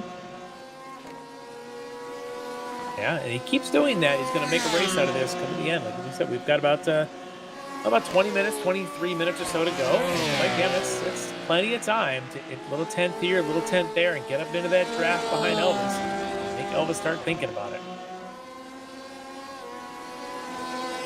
And for Schwenke, coming into this round tied with Mike Dam, he's sort of watching it slip away just a little bit. That second step on that podium. He would love to be a couple seconds closer and make a fight out of this to Mike Dam. But right now, Mike Dam is one of the quickest cars on the track here in GTE. With a couple of tenths he's taken out. Look at that, down to 1.2.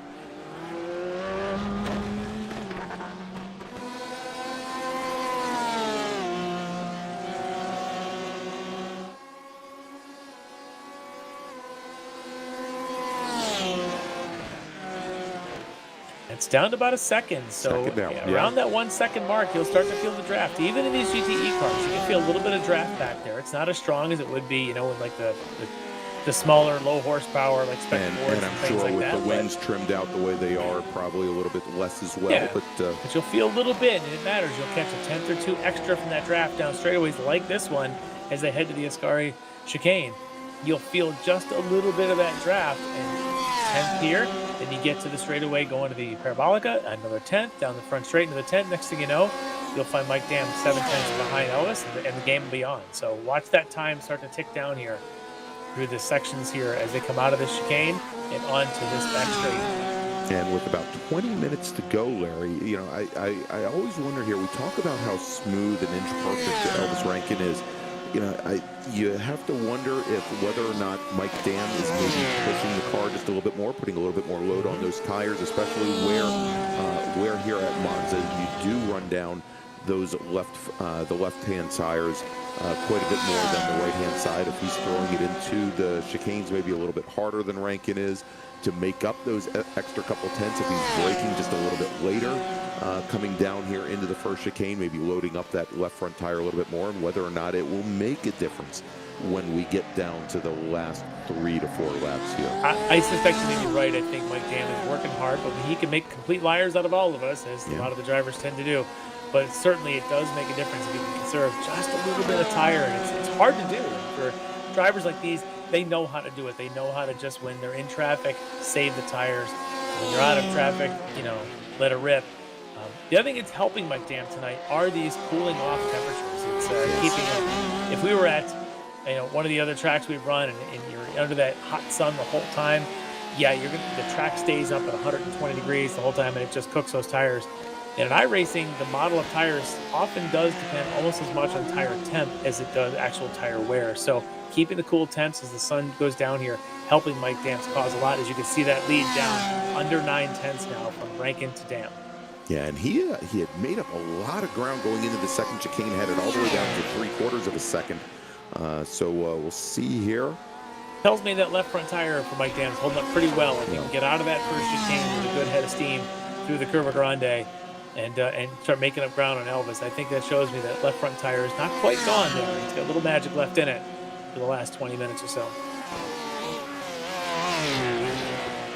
Right here, so critical for speed on your lap is the turn in at Parabolica. You turn in just right, and there's like a groove you hit. It just sort of carries you to the outside. You see him paint the outside curbing and the outside white line coming around Parabolica, and then to cut the distance, they just shoot down the inside, down the front straightaway. For Mike Dam now 7 tenths back, he can feel that draft.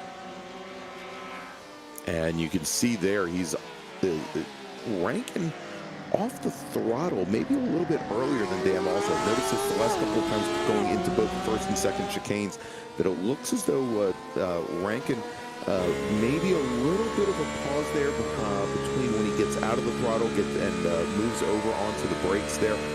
The Dam seems to make up maybe a quarter to a half a car length each time just on entry. What's interesting is that's a technique well known in iRacing. Fuel saving is that coasting before you brake, so that you can just take that moment of your carrying speed, let it coast. And I'm wondering, Elvis is a little bit worried about his fuel load. Now, we talked about how both Rankin and Dam, and including Schwenke behind them, all three of them, when they stopped the exact same pit time, I suspect they took on the same amount of fuel, but I'm wondering if Elvis is thinking he used more in the opening stint and has to conserve a little bit. Or just trying to make sure, because a lot of times these races, it depends on where the leader is relative to the clock when that LMP2 car crosses start finish for the last time. That'll dictate how long the race is, whether it needs one more lap or not. And sometimes that extra 3-4 tenths of a gallon of fuel makes a big difference to make given all the wide open throttle here at Monza, absolutely it could make a difference. All right, so the gap now down to 4 tenths of a second. Yeah, he's just being smooth for sure. But how long, if you're Mike Dam, do you wait? Do you bother waiting, or do you just take that opportunity when it comes? Because he could be saving fuel as well at this point. He's just a couple tenths off of him. I don't know that he's going to wait much longer. He's right down the inside. He goes to the inside, shows the nose for the moment, gets back in line though as they go through the first chicane, and let's see what kind of a run they get out of there. And looks like Rankin gets a tiny bit better run on the as they head down to the Curva Grande. as I think as Dan went over the inside curbing there, the rear end stepped out just a little bit on him. But again, firmly in the draft here, not losing any ground to Rankin as they pick up speed going into the second chicane. Interesting, I have not run a Monza race in iRacing where the sun goes down. I use the shadow of the bridge going into the second chicane often as kind of a relative brake marker. Well, with the tree line around, that shadow's not there anymore. So I'm wondering what these guys are using as a brake mark going into some of these spots, because a lot of times shadows and you know, different marks on pavement make great brake markers for these drivers.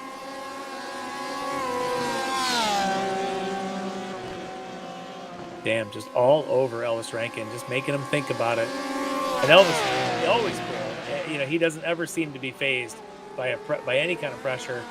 And Elvis now might even thinking, okay, if Mike goes by me, I still got 15 minutes, probably another 6-7 laps to go back if I need to. But he's probably not too worried, just kind of waiting to see if Mike pounces or if Mike just sits back there and saves his own amount of fuel.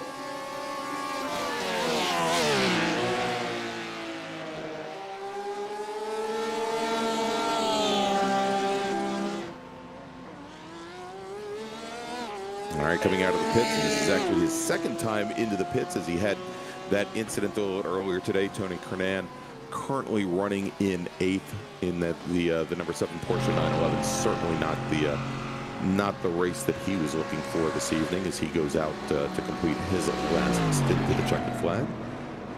Good to see him doing that. As up at the top, as you see up there, Arthur Chan just clicked a 1:36.9, fastest lap of the race on lap 38 in that car. Clearly the fuel level coming down for him. Probably the tires cooling off as the sun's going down. He kind of a sweet spot there for that car to get into the 136. He is just flying right now, almost 7 seconds ahead of Dean Cox. As Jeff Wills, all kinds of pressure from David Payton behind. It's that Lamborghini is trying to say, hey, this is my home turf here at Monza. I'm not going to let a Mercedes stay in front of me for long. As he jumps to the outside, they might be side by side through the chicane here. Wait, Payton's going to back off a little bit. Yeah, I was just going to say, Payton backs out just a little bit to let Wills through. We'll have to fight another day as we have just about a little bit more than 10 minutes remaining here this evening. Payton won the airtime. He wants to make the pass. See if he can pull this off.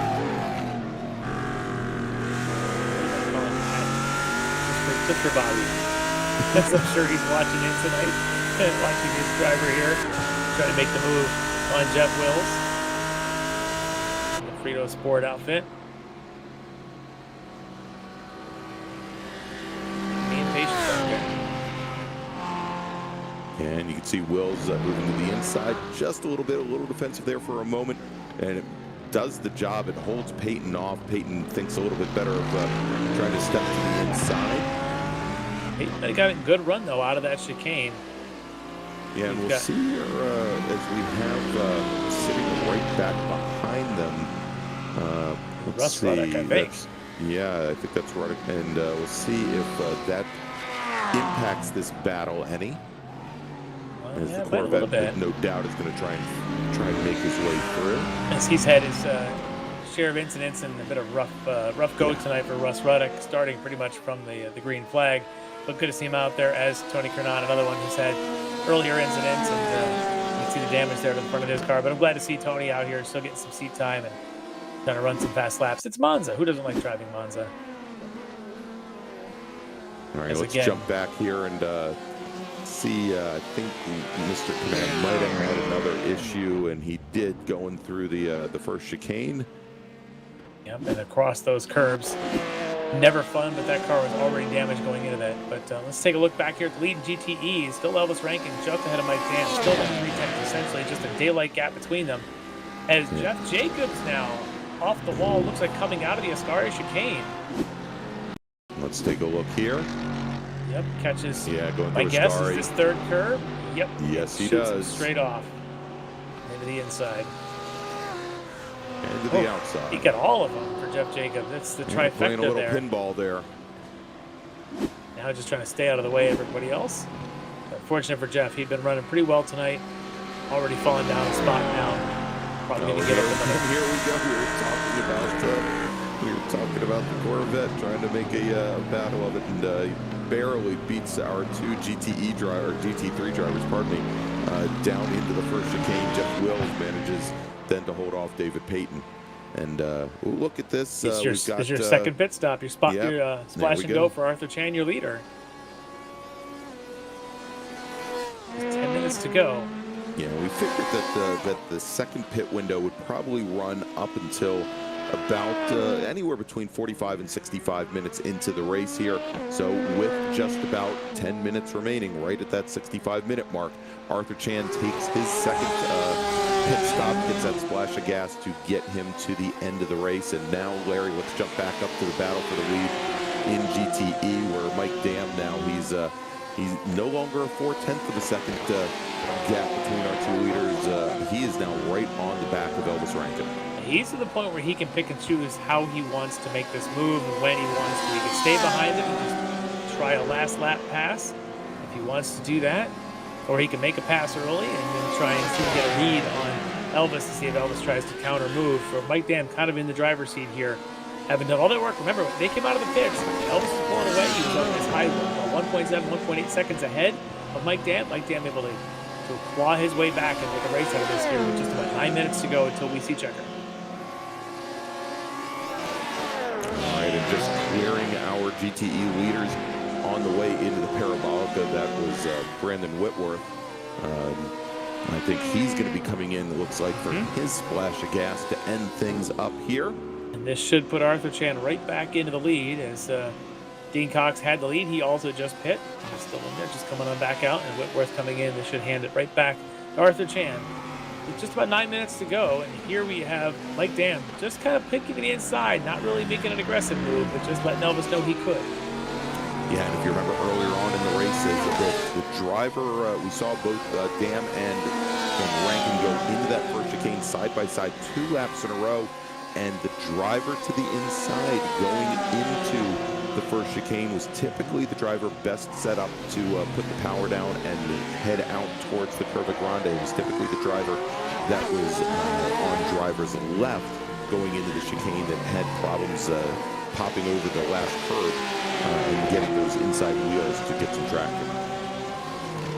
Right now, the pace of these two running in the high 145s, their best laps each are kind of a low to mid 145. They're each about a half a second faster than Schwenke and a whole second faster than Hartley and McDonald back there. So even though these two are nose to tail, they are pushing each other along at one heck of a pace right now. Yeah, and they're coming up right behind that battle that we've been watching between Jeff Wills and David Payton in GT3. We'll see if that impacts anything. And so far, Rankin has had a little bit better luck with traffic. But we'll see how they do now, especially as those two GT3 cars go too wide down the straight here into Ascari. Yeah, it's actually probably into the Westminster. Payton moved aside. Wills not so much, staying on that racing line, left an interesting opportunity there for both Rankin and Dan to try and pick their spots. But all is well, they get on the front straight. Mike Dam, you need to just get past Jeff Wills before you go to the race. And Will starts to move over and make it nervous.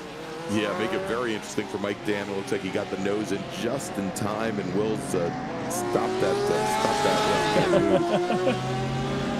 That could have been very ugly, Larry. That would have been a whole lot of ugliness. But for Mike Dam, put it aside and focus in on the back of that Apex Racing Porsche in front of him with that big number 1. See if he can make the move at some point. Look at him, just filling mirrors. He's just letting Elvis know he's there. He's not making the move yet, but reminding him that he can.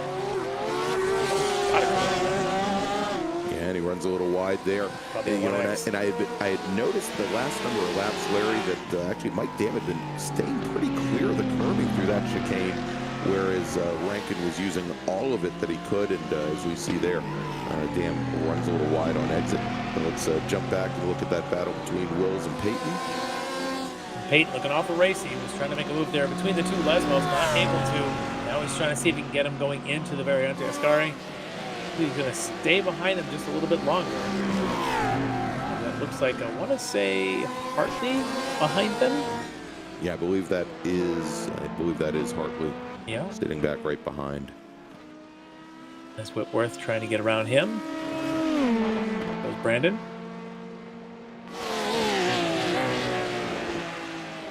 And these two are relentless. These two are going to continue right up until the last lap.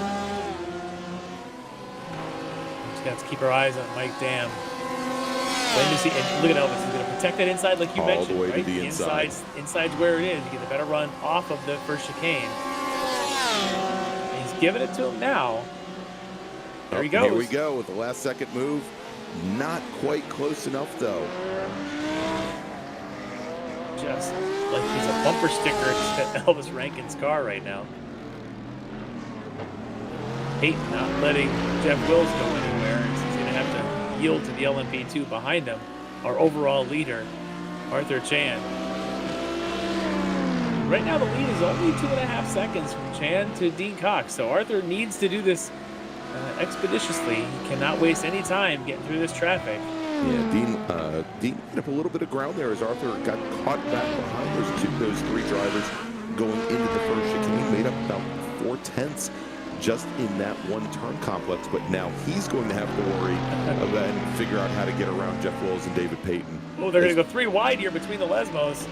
Payton backs out to let it all settle in, but for a moment there, they were 3.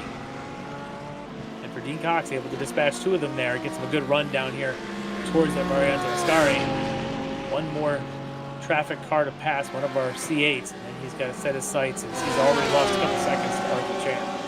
Oh, and here we go back in the back. Oh, and a little bit of contact there between Mike Dam and Elvis Rankin as they try to get around the number 60 machine.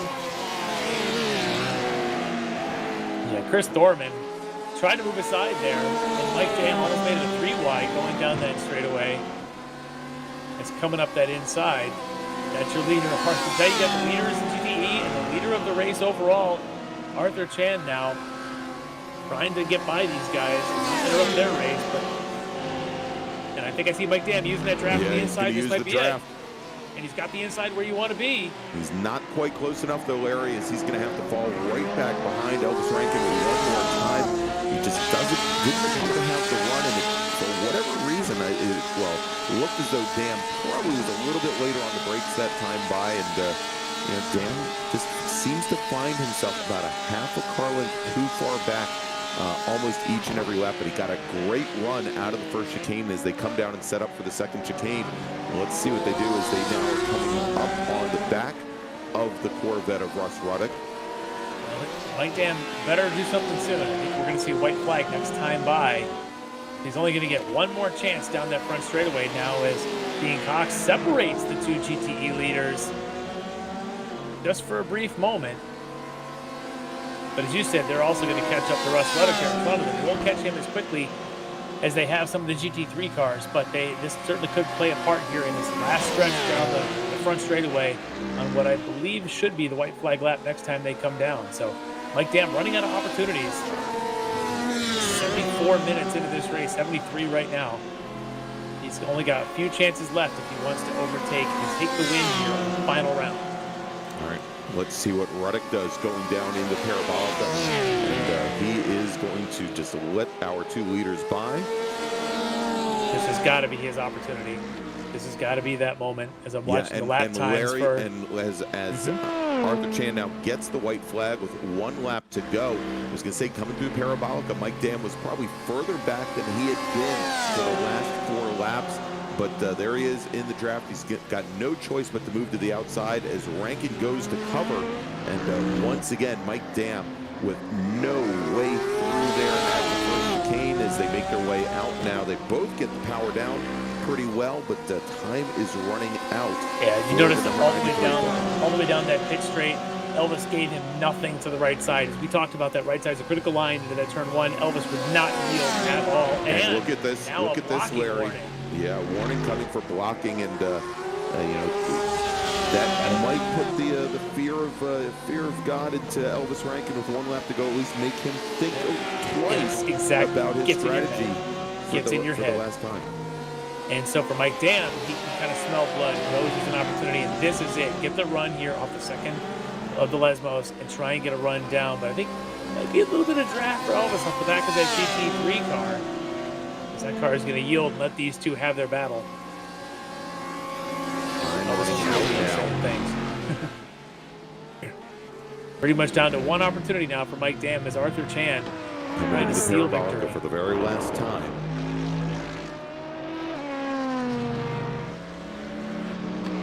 He's going to cross the stripe now, just a touch past that 1 hour and 15 minutes, 75-minute mark. And there you go. Arthur Chan takes the win. Finishing second will be Dean Cox. Let's jump back to the battle for the win here in GTE. And Elvis Rankin now the 3 car length advantage coming onto the front straight. Elvis Rankin is going to take win number 7 of the season here. And finishing second will be Mike Dam. Now let's jump over to GT3. And Kyle has got a loose car right now. Kyle Burney, your leader. I just watched him come through that chicane here, through the second chicane. That car just danced around. So I don't think there's much tires left on this this Mercedes of his. And that's something you mentioned earlier. He didn't appear to be conserving anything. He was going pretty much qualifying pace for the first 45 minutes of this race. And now it's kind of a little bit more back off. And let's just bring this thing home and see that checker. Yeah, we'll see how he does coming down into Ascari here. But again, he's got now such an advantage over the rest of the field. He's got almost 20 full seconds on Evan Peichel as just a few more corners to go for Kyle Burney in GT3 as we jump back now. And well, here we go. Here's Burney coming into or making the run down to the Parabolica. We just looked back for a moment there at Evan Peichel and Burney. Peichel with about a 3.5 second advantage over Jason Burney. Jason actually had already just been lapped, I think, right as the leaders came by. So he is actually locked in. Yep. All right, so there we go. Taking the win in GT3 tonight, Kyle Burney. We'll have to see how quickly our admins here for the league get the points up to date. They're usually pretty good about this, but it's going to be extremely close between Burney and Evan Peichel there in GT3. What a race tonight. What a race. All these classes, battles everywhere. Yeah, that was a fun race to watch here. As you said, across all 3 classes tonight, with Cox giving a great battle there to Arthur Chan, our overall winner.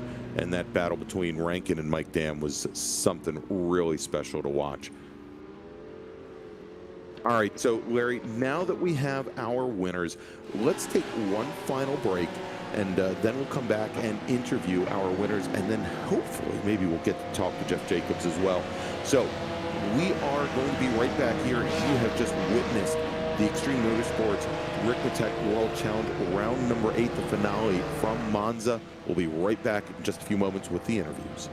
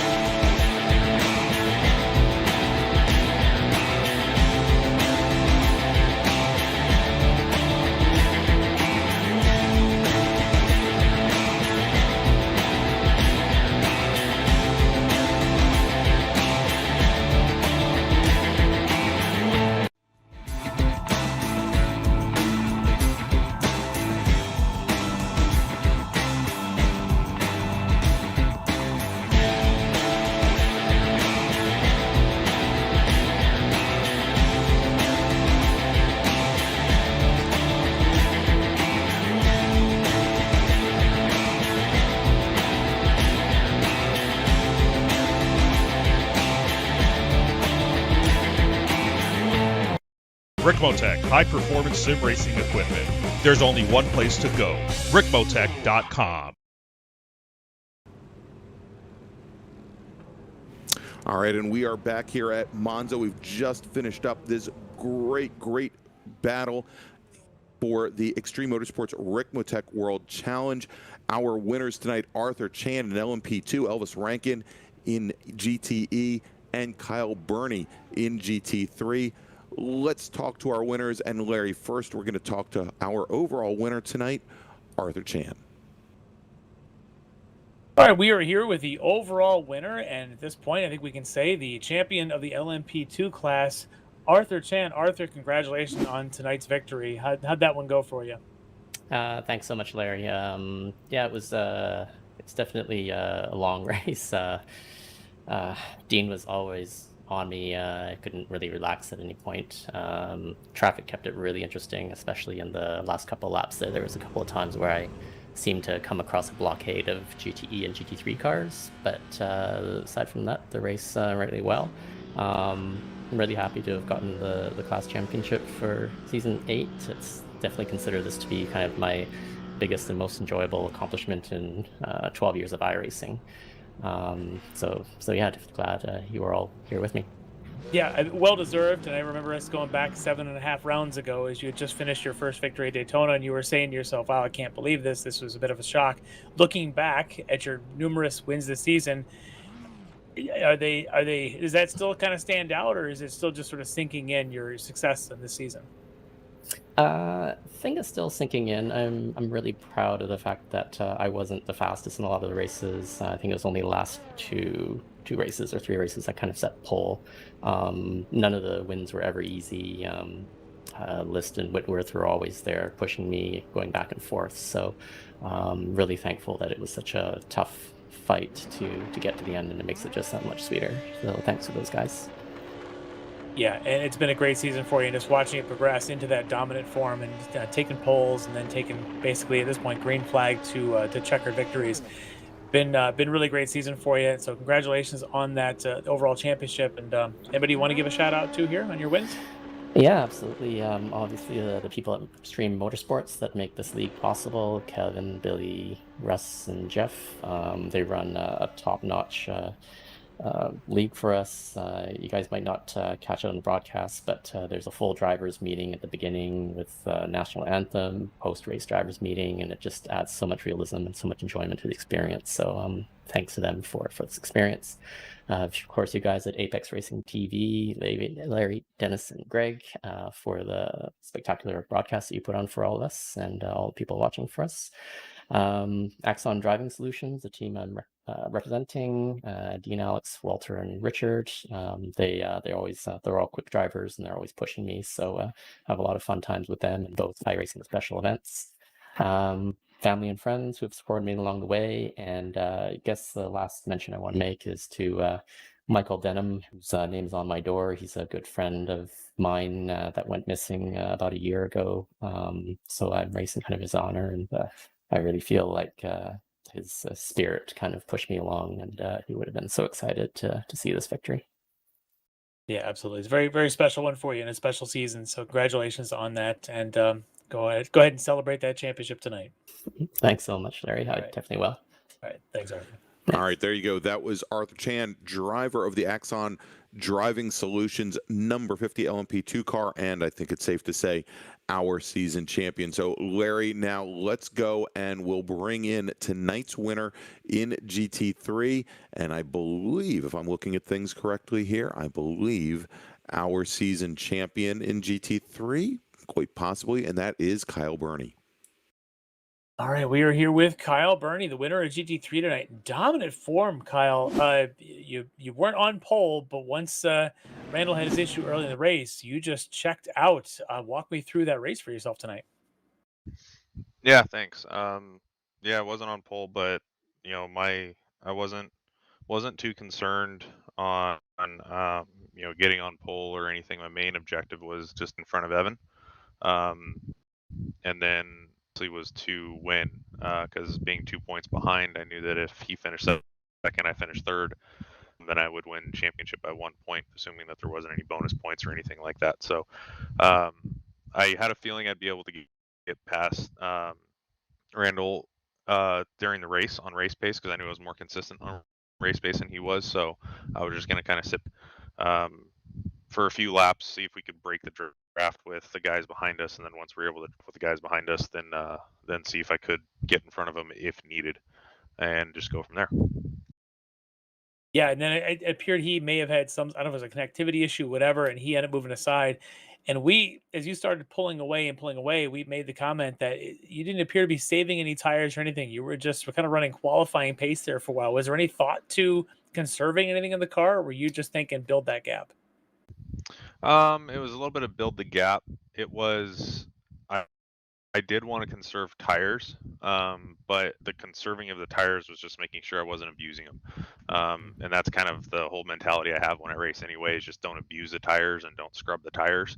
And that's kind of what I did. And it's nice that my kind of regular race pace allows me to just kind of go flat as long as I'm not abusing the tire. So it was just making sure I was hitting all my marks, making sure I was taking it one corner at a time, and not understeering through corners, not putting a lot of steering input in, and just being smooth with all my inputs. And that's kind of just how I race. And it was really great to be able to save the tires in that way while also being able to have the pace that I did. Yeah, you definitely did. Your pace was tremendous at the end of the race, and then as traffic kind of intermixed, you could pick if you wanted to let somebody by you or not. And that's always to be in a good position. So yeah, we're kind of waiting for the final points, but I think you may already know about where your finish standings might be, and you might have been able to take the championship. What a battle! Looking back on this, that you and Kyle have had kind of this whole season, trading victories. Is there any victory that kind of stands out for you more than the others? VIR was nice. It's a track that I love. It's kind of it's an underrated track in my mind. It's it's a great driver's track. It's very technical, and it was great to get the first victory. It was great to do what I did, and then also last race at Motegi was nice to be able to kind of get out of that winless streak and get back up front and do what I had to do the last two races in order to try to be in contention for the championship. So this race was kind of the icing on the cake because it took the championship, but the other two races that I won were good for those reasons. But I mean, winning's winning, and I think every victory is feels good. Yeah, we're looking at it right now. In fact, I just got notification that points are updated, and by one single point, you've taken the championship over your chief rival Evan there. So congratulations on that. Anybody you want to thank for the support this season? Just thank you guys. You guys put on a great broadcast each and every race, and then all the guys at Extreme Motorsports for great league. They definitely run a top-notch league. All the other competitors, clean racing all around, which is really great. And then Ricmotech, obviously, for being able to sponsor the series. Absolutely, sponsors are a good thing to have. So congratulations, and go ahead and celebrate that championship tonight, Kyle. Thanks a lot. All right, there you go. That was our winner tonight and our season champion in GT3, Kyle Burney, driver of the number 33 DNA Motorsports Mercedes AMG. All right, so next, Larry, let's bring in our GTE winner tonight and champion this season, Elvis Rankin. Like I was doing. Hey, Elvis, congratulations on the victory tonight, and that was anything but easy for you as you had Mike Dam on your tail the entire second half of that race. Walk me through what was going through your mind in the closing stages. Yeah, just keep it smooth. Don't get any slowdowns. That was the main thing at Monza, is just to not cut the chicanes too much. But yeah, it was just that little mistake, like in the middle of the race. I don't even know what happened. I was looking at like pace of everybody, and next thing I know, I look up and there's the 100-meter board, and I'm like, I think I'm gonna miss this corner. So yeah, but it was a fun race. We were trying to put on a show, but it was just so tricky with trying to have to pass the lap cars on the last like 3 laps. You couldn't get close, so it was fun. Yeah, I enjoyed it. Yeah, it made for a great broadcast, and from our vantage point, it looked like a whole lot of fun as Mike continued to just chase you down. But for you, this marks 7 victories in 8 rounds, and giving you the championship here. And really, I think your first season jumping into the Apex Racing team. Looking back on it, how does this, how does this stand, and where do you kind of see yourself going from here? I don't know. It's just like a ticking time bomb. Time will tell. We'll see what comes in front of itself, and see however the opportunities come about. Then I'll see what I want to go. Yeah, well, success has definitely been your friend so far this season with championships in each of these series. So congratulations on that. And who's been your big supporter so far to get you to this point? Yeah, for sure. Apex Racing team. They've just done so much for me, and they've taken me up, and I've like noticed just so much from just growing, just from the little bit of time that I've been there, and just finding the little bit of speed, the little bit of consistency, and it's very minor, but it's coming and coming. Big congrats to the boys for we did it, the Watkins Glen 6R. It was a amazing race. I had so much fun taking part. So big congrats to them on that, and then of course Sports Car Open for all the stuff that we've done for that. Yeah, just we're gonna keep putting in the work and try and get faster slowly but surely. And then, of course, all the team sponsors we couldn't do without those guys. SDK Gaming, Virtual Racing School, Apex Racing Academy, and Simputers. Thank you to those guys for supporting our team. And it's just a real honor to be able to rep those guys. I want to thank my mom, my dad, my grandma, my grandpa for just everything that they've done for me through the time I've been here. And of course, the league, Ricmotech for putting on the league. So Kevin, Jeff, Ryan, the admins of the league. Thank you to those guys. And then, yeah, you guys at Apex Racing TV, of course. And I'm gonna say 6 rings around my fingers. I'm happy as can be. Yeah, well deserved. You got a big support team that's helped you along the way, and your speed, though, once you're behind the wheel, is just unparalleled at this point. So, congratulations on another championship here, and can't wait to see where you're going to go next. Yeah, thank you. All right, that was the winner of both season and tonight's winner in GT3, pardon me, in GTE, driver the number 1 Apex Racing Team Porsche 911, Elvis Rankin. So, Larry, before we wrap things up, I wanted to bring in Jeff Jacobs, driver of the number 38 StreetSurvival.org Mercedes. He is also one of the admins here for the Ricmotech World Challenge, and wanted to talk about some things coming up for next season. So here you go. Here's Jeff.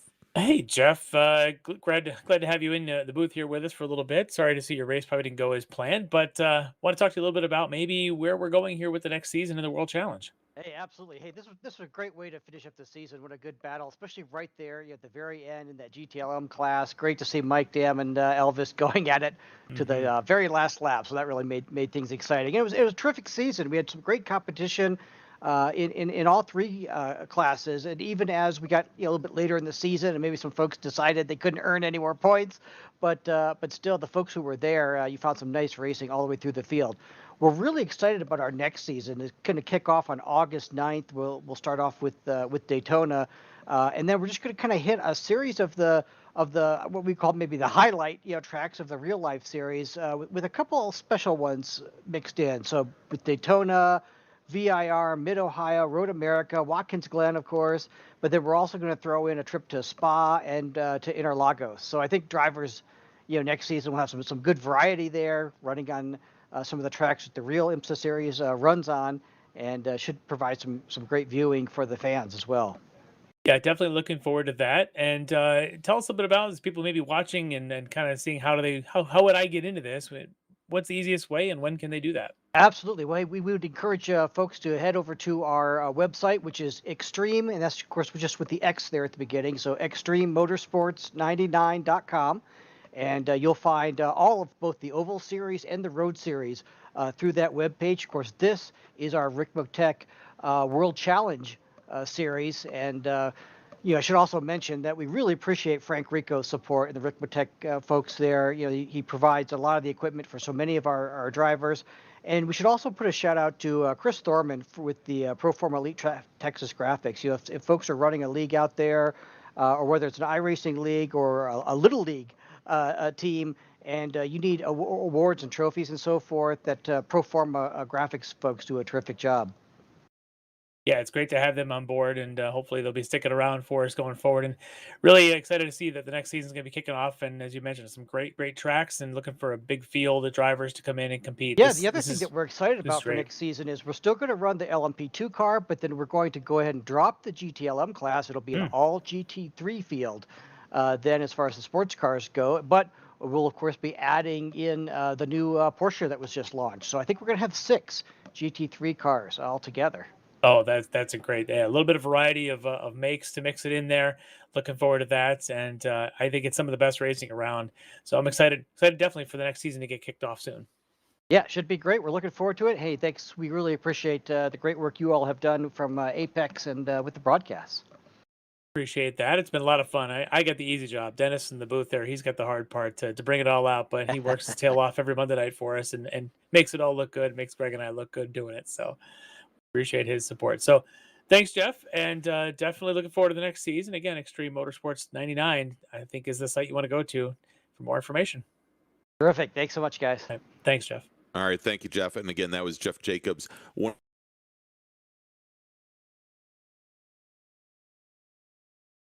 Mercedes AMG GT3. And Larry, I guess Jeff spilled the beans. We're going to Daytona on August 9th. So let's go here and we'll run down, give you an update here on where we're going to be next.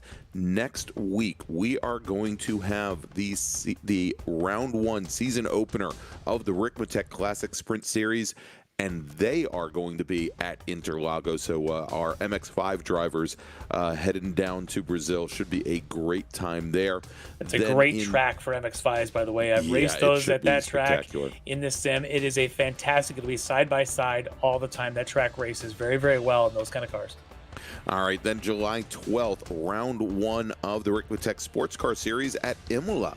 So we head back to just leaving Italy now. We're going to come back to Italy for the Sports Car Series. And then you heard it from Jeff, August 9th, round 1 of the Ricmotech World Challenge at Daytona. As he mentioned, as Larry mentioned, registration opens at probably on July 16th. If you go to extrememotorsports99.com, you can get more information and you can join us here in the Ricmotech World Challenge. Again, want to remind everybody, if you like the show here tonight, go ahead and give us a thumbs up. Go ahead and subscribe to Apex Racing TV and click on that notification bell. And of course, you can find us on all the different social media channels, Twitter, Instagram, Facebook at Apex Racing TV. For Larry McLeod, for Dennis Branch back behind the scenes, I'm Greg Ginsburg. Thanks so much for joining us here tonight and all season long for the Ricmotech World Challenge, and we'll see you next week. Ricmotech, high-performance sim racing equipment. There's only one place to go, Ricmotech.com.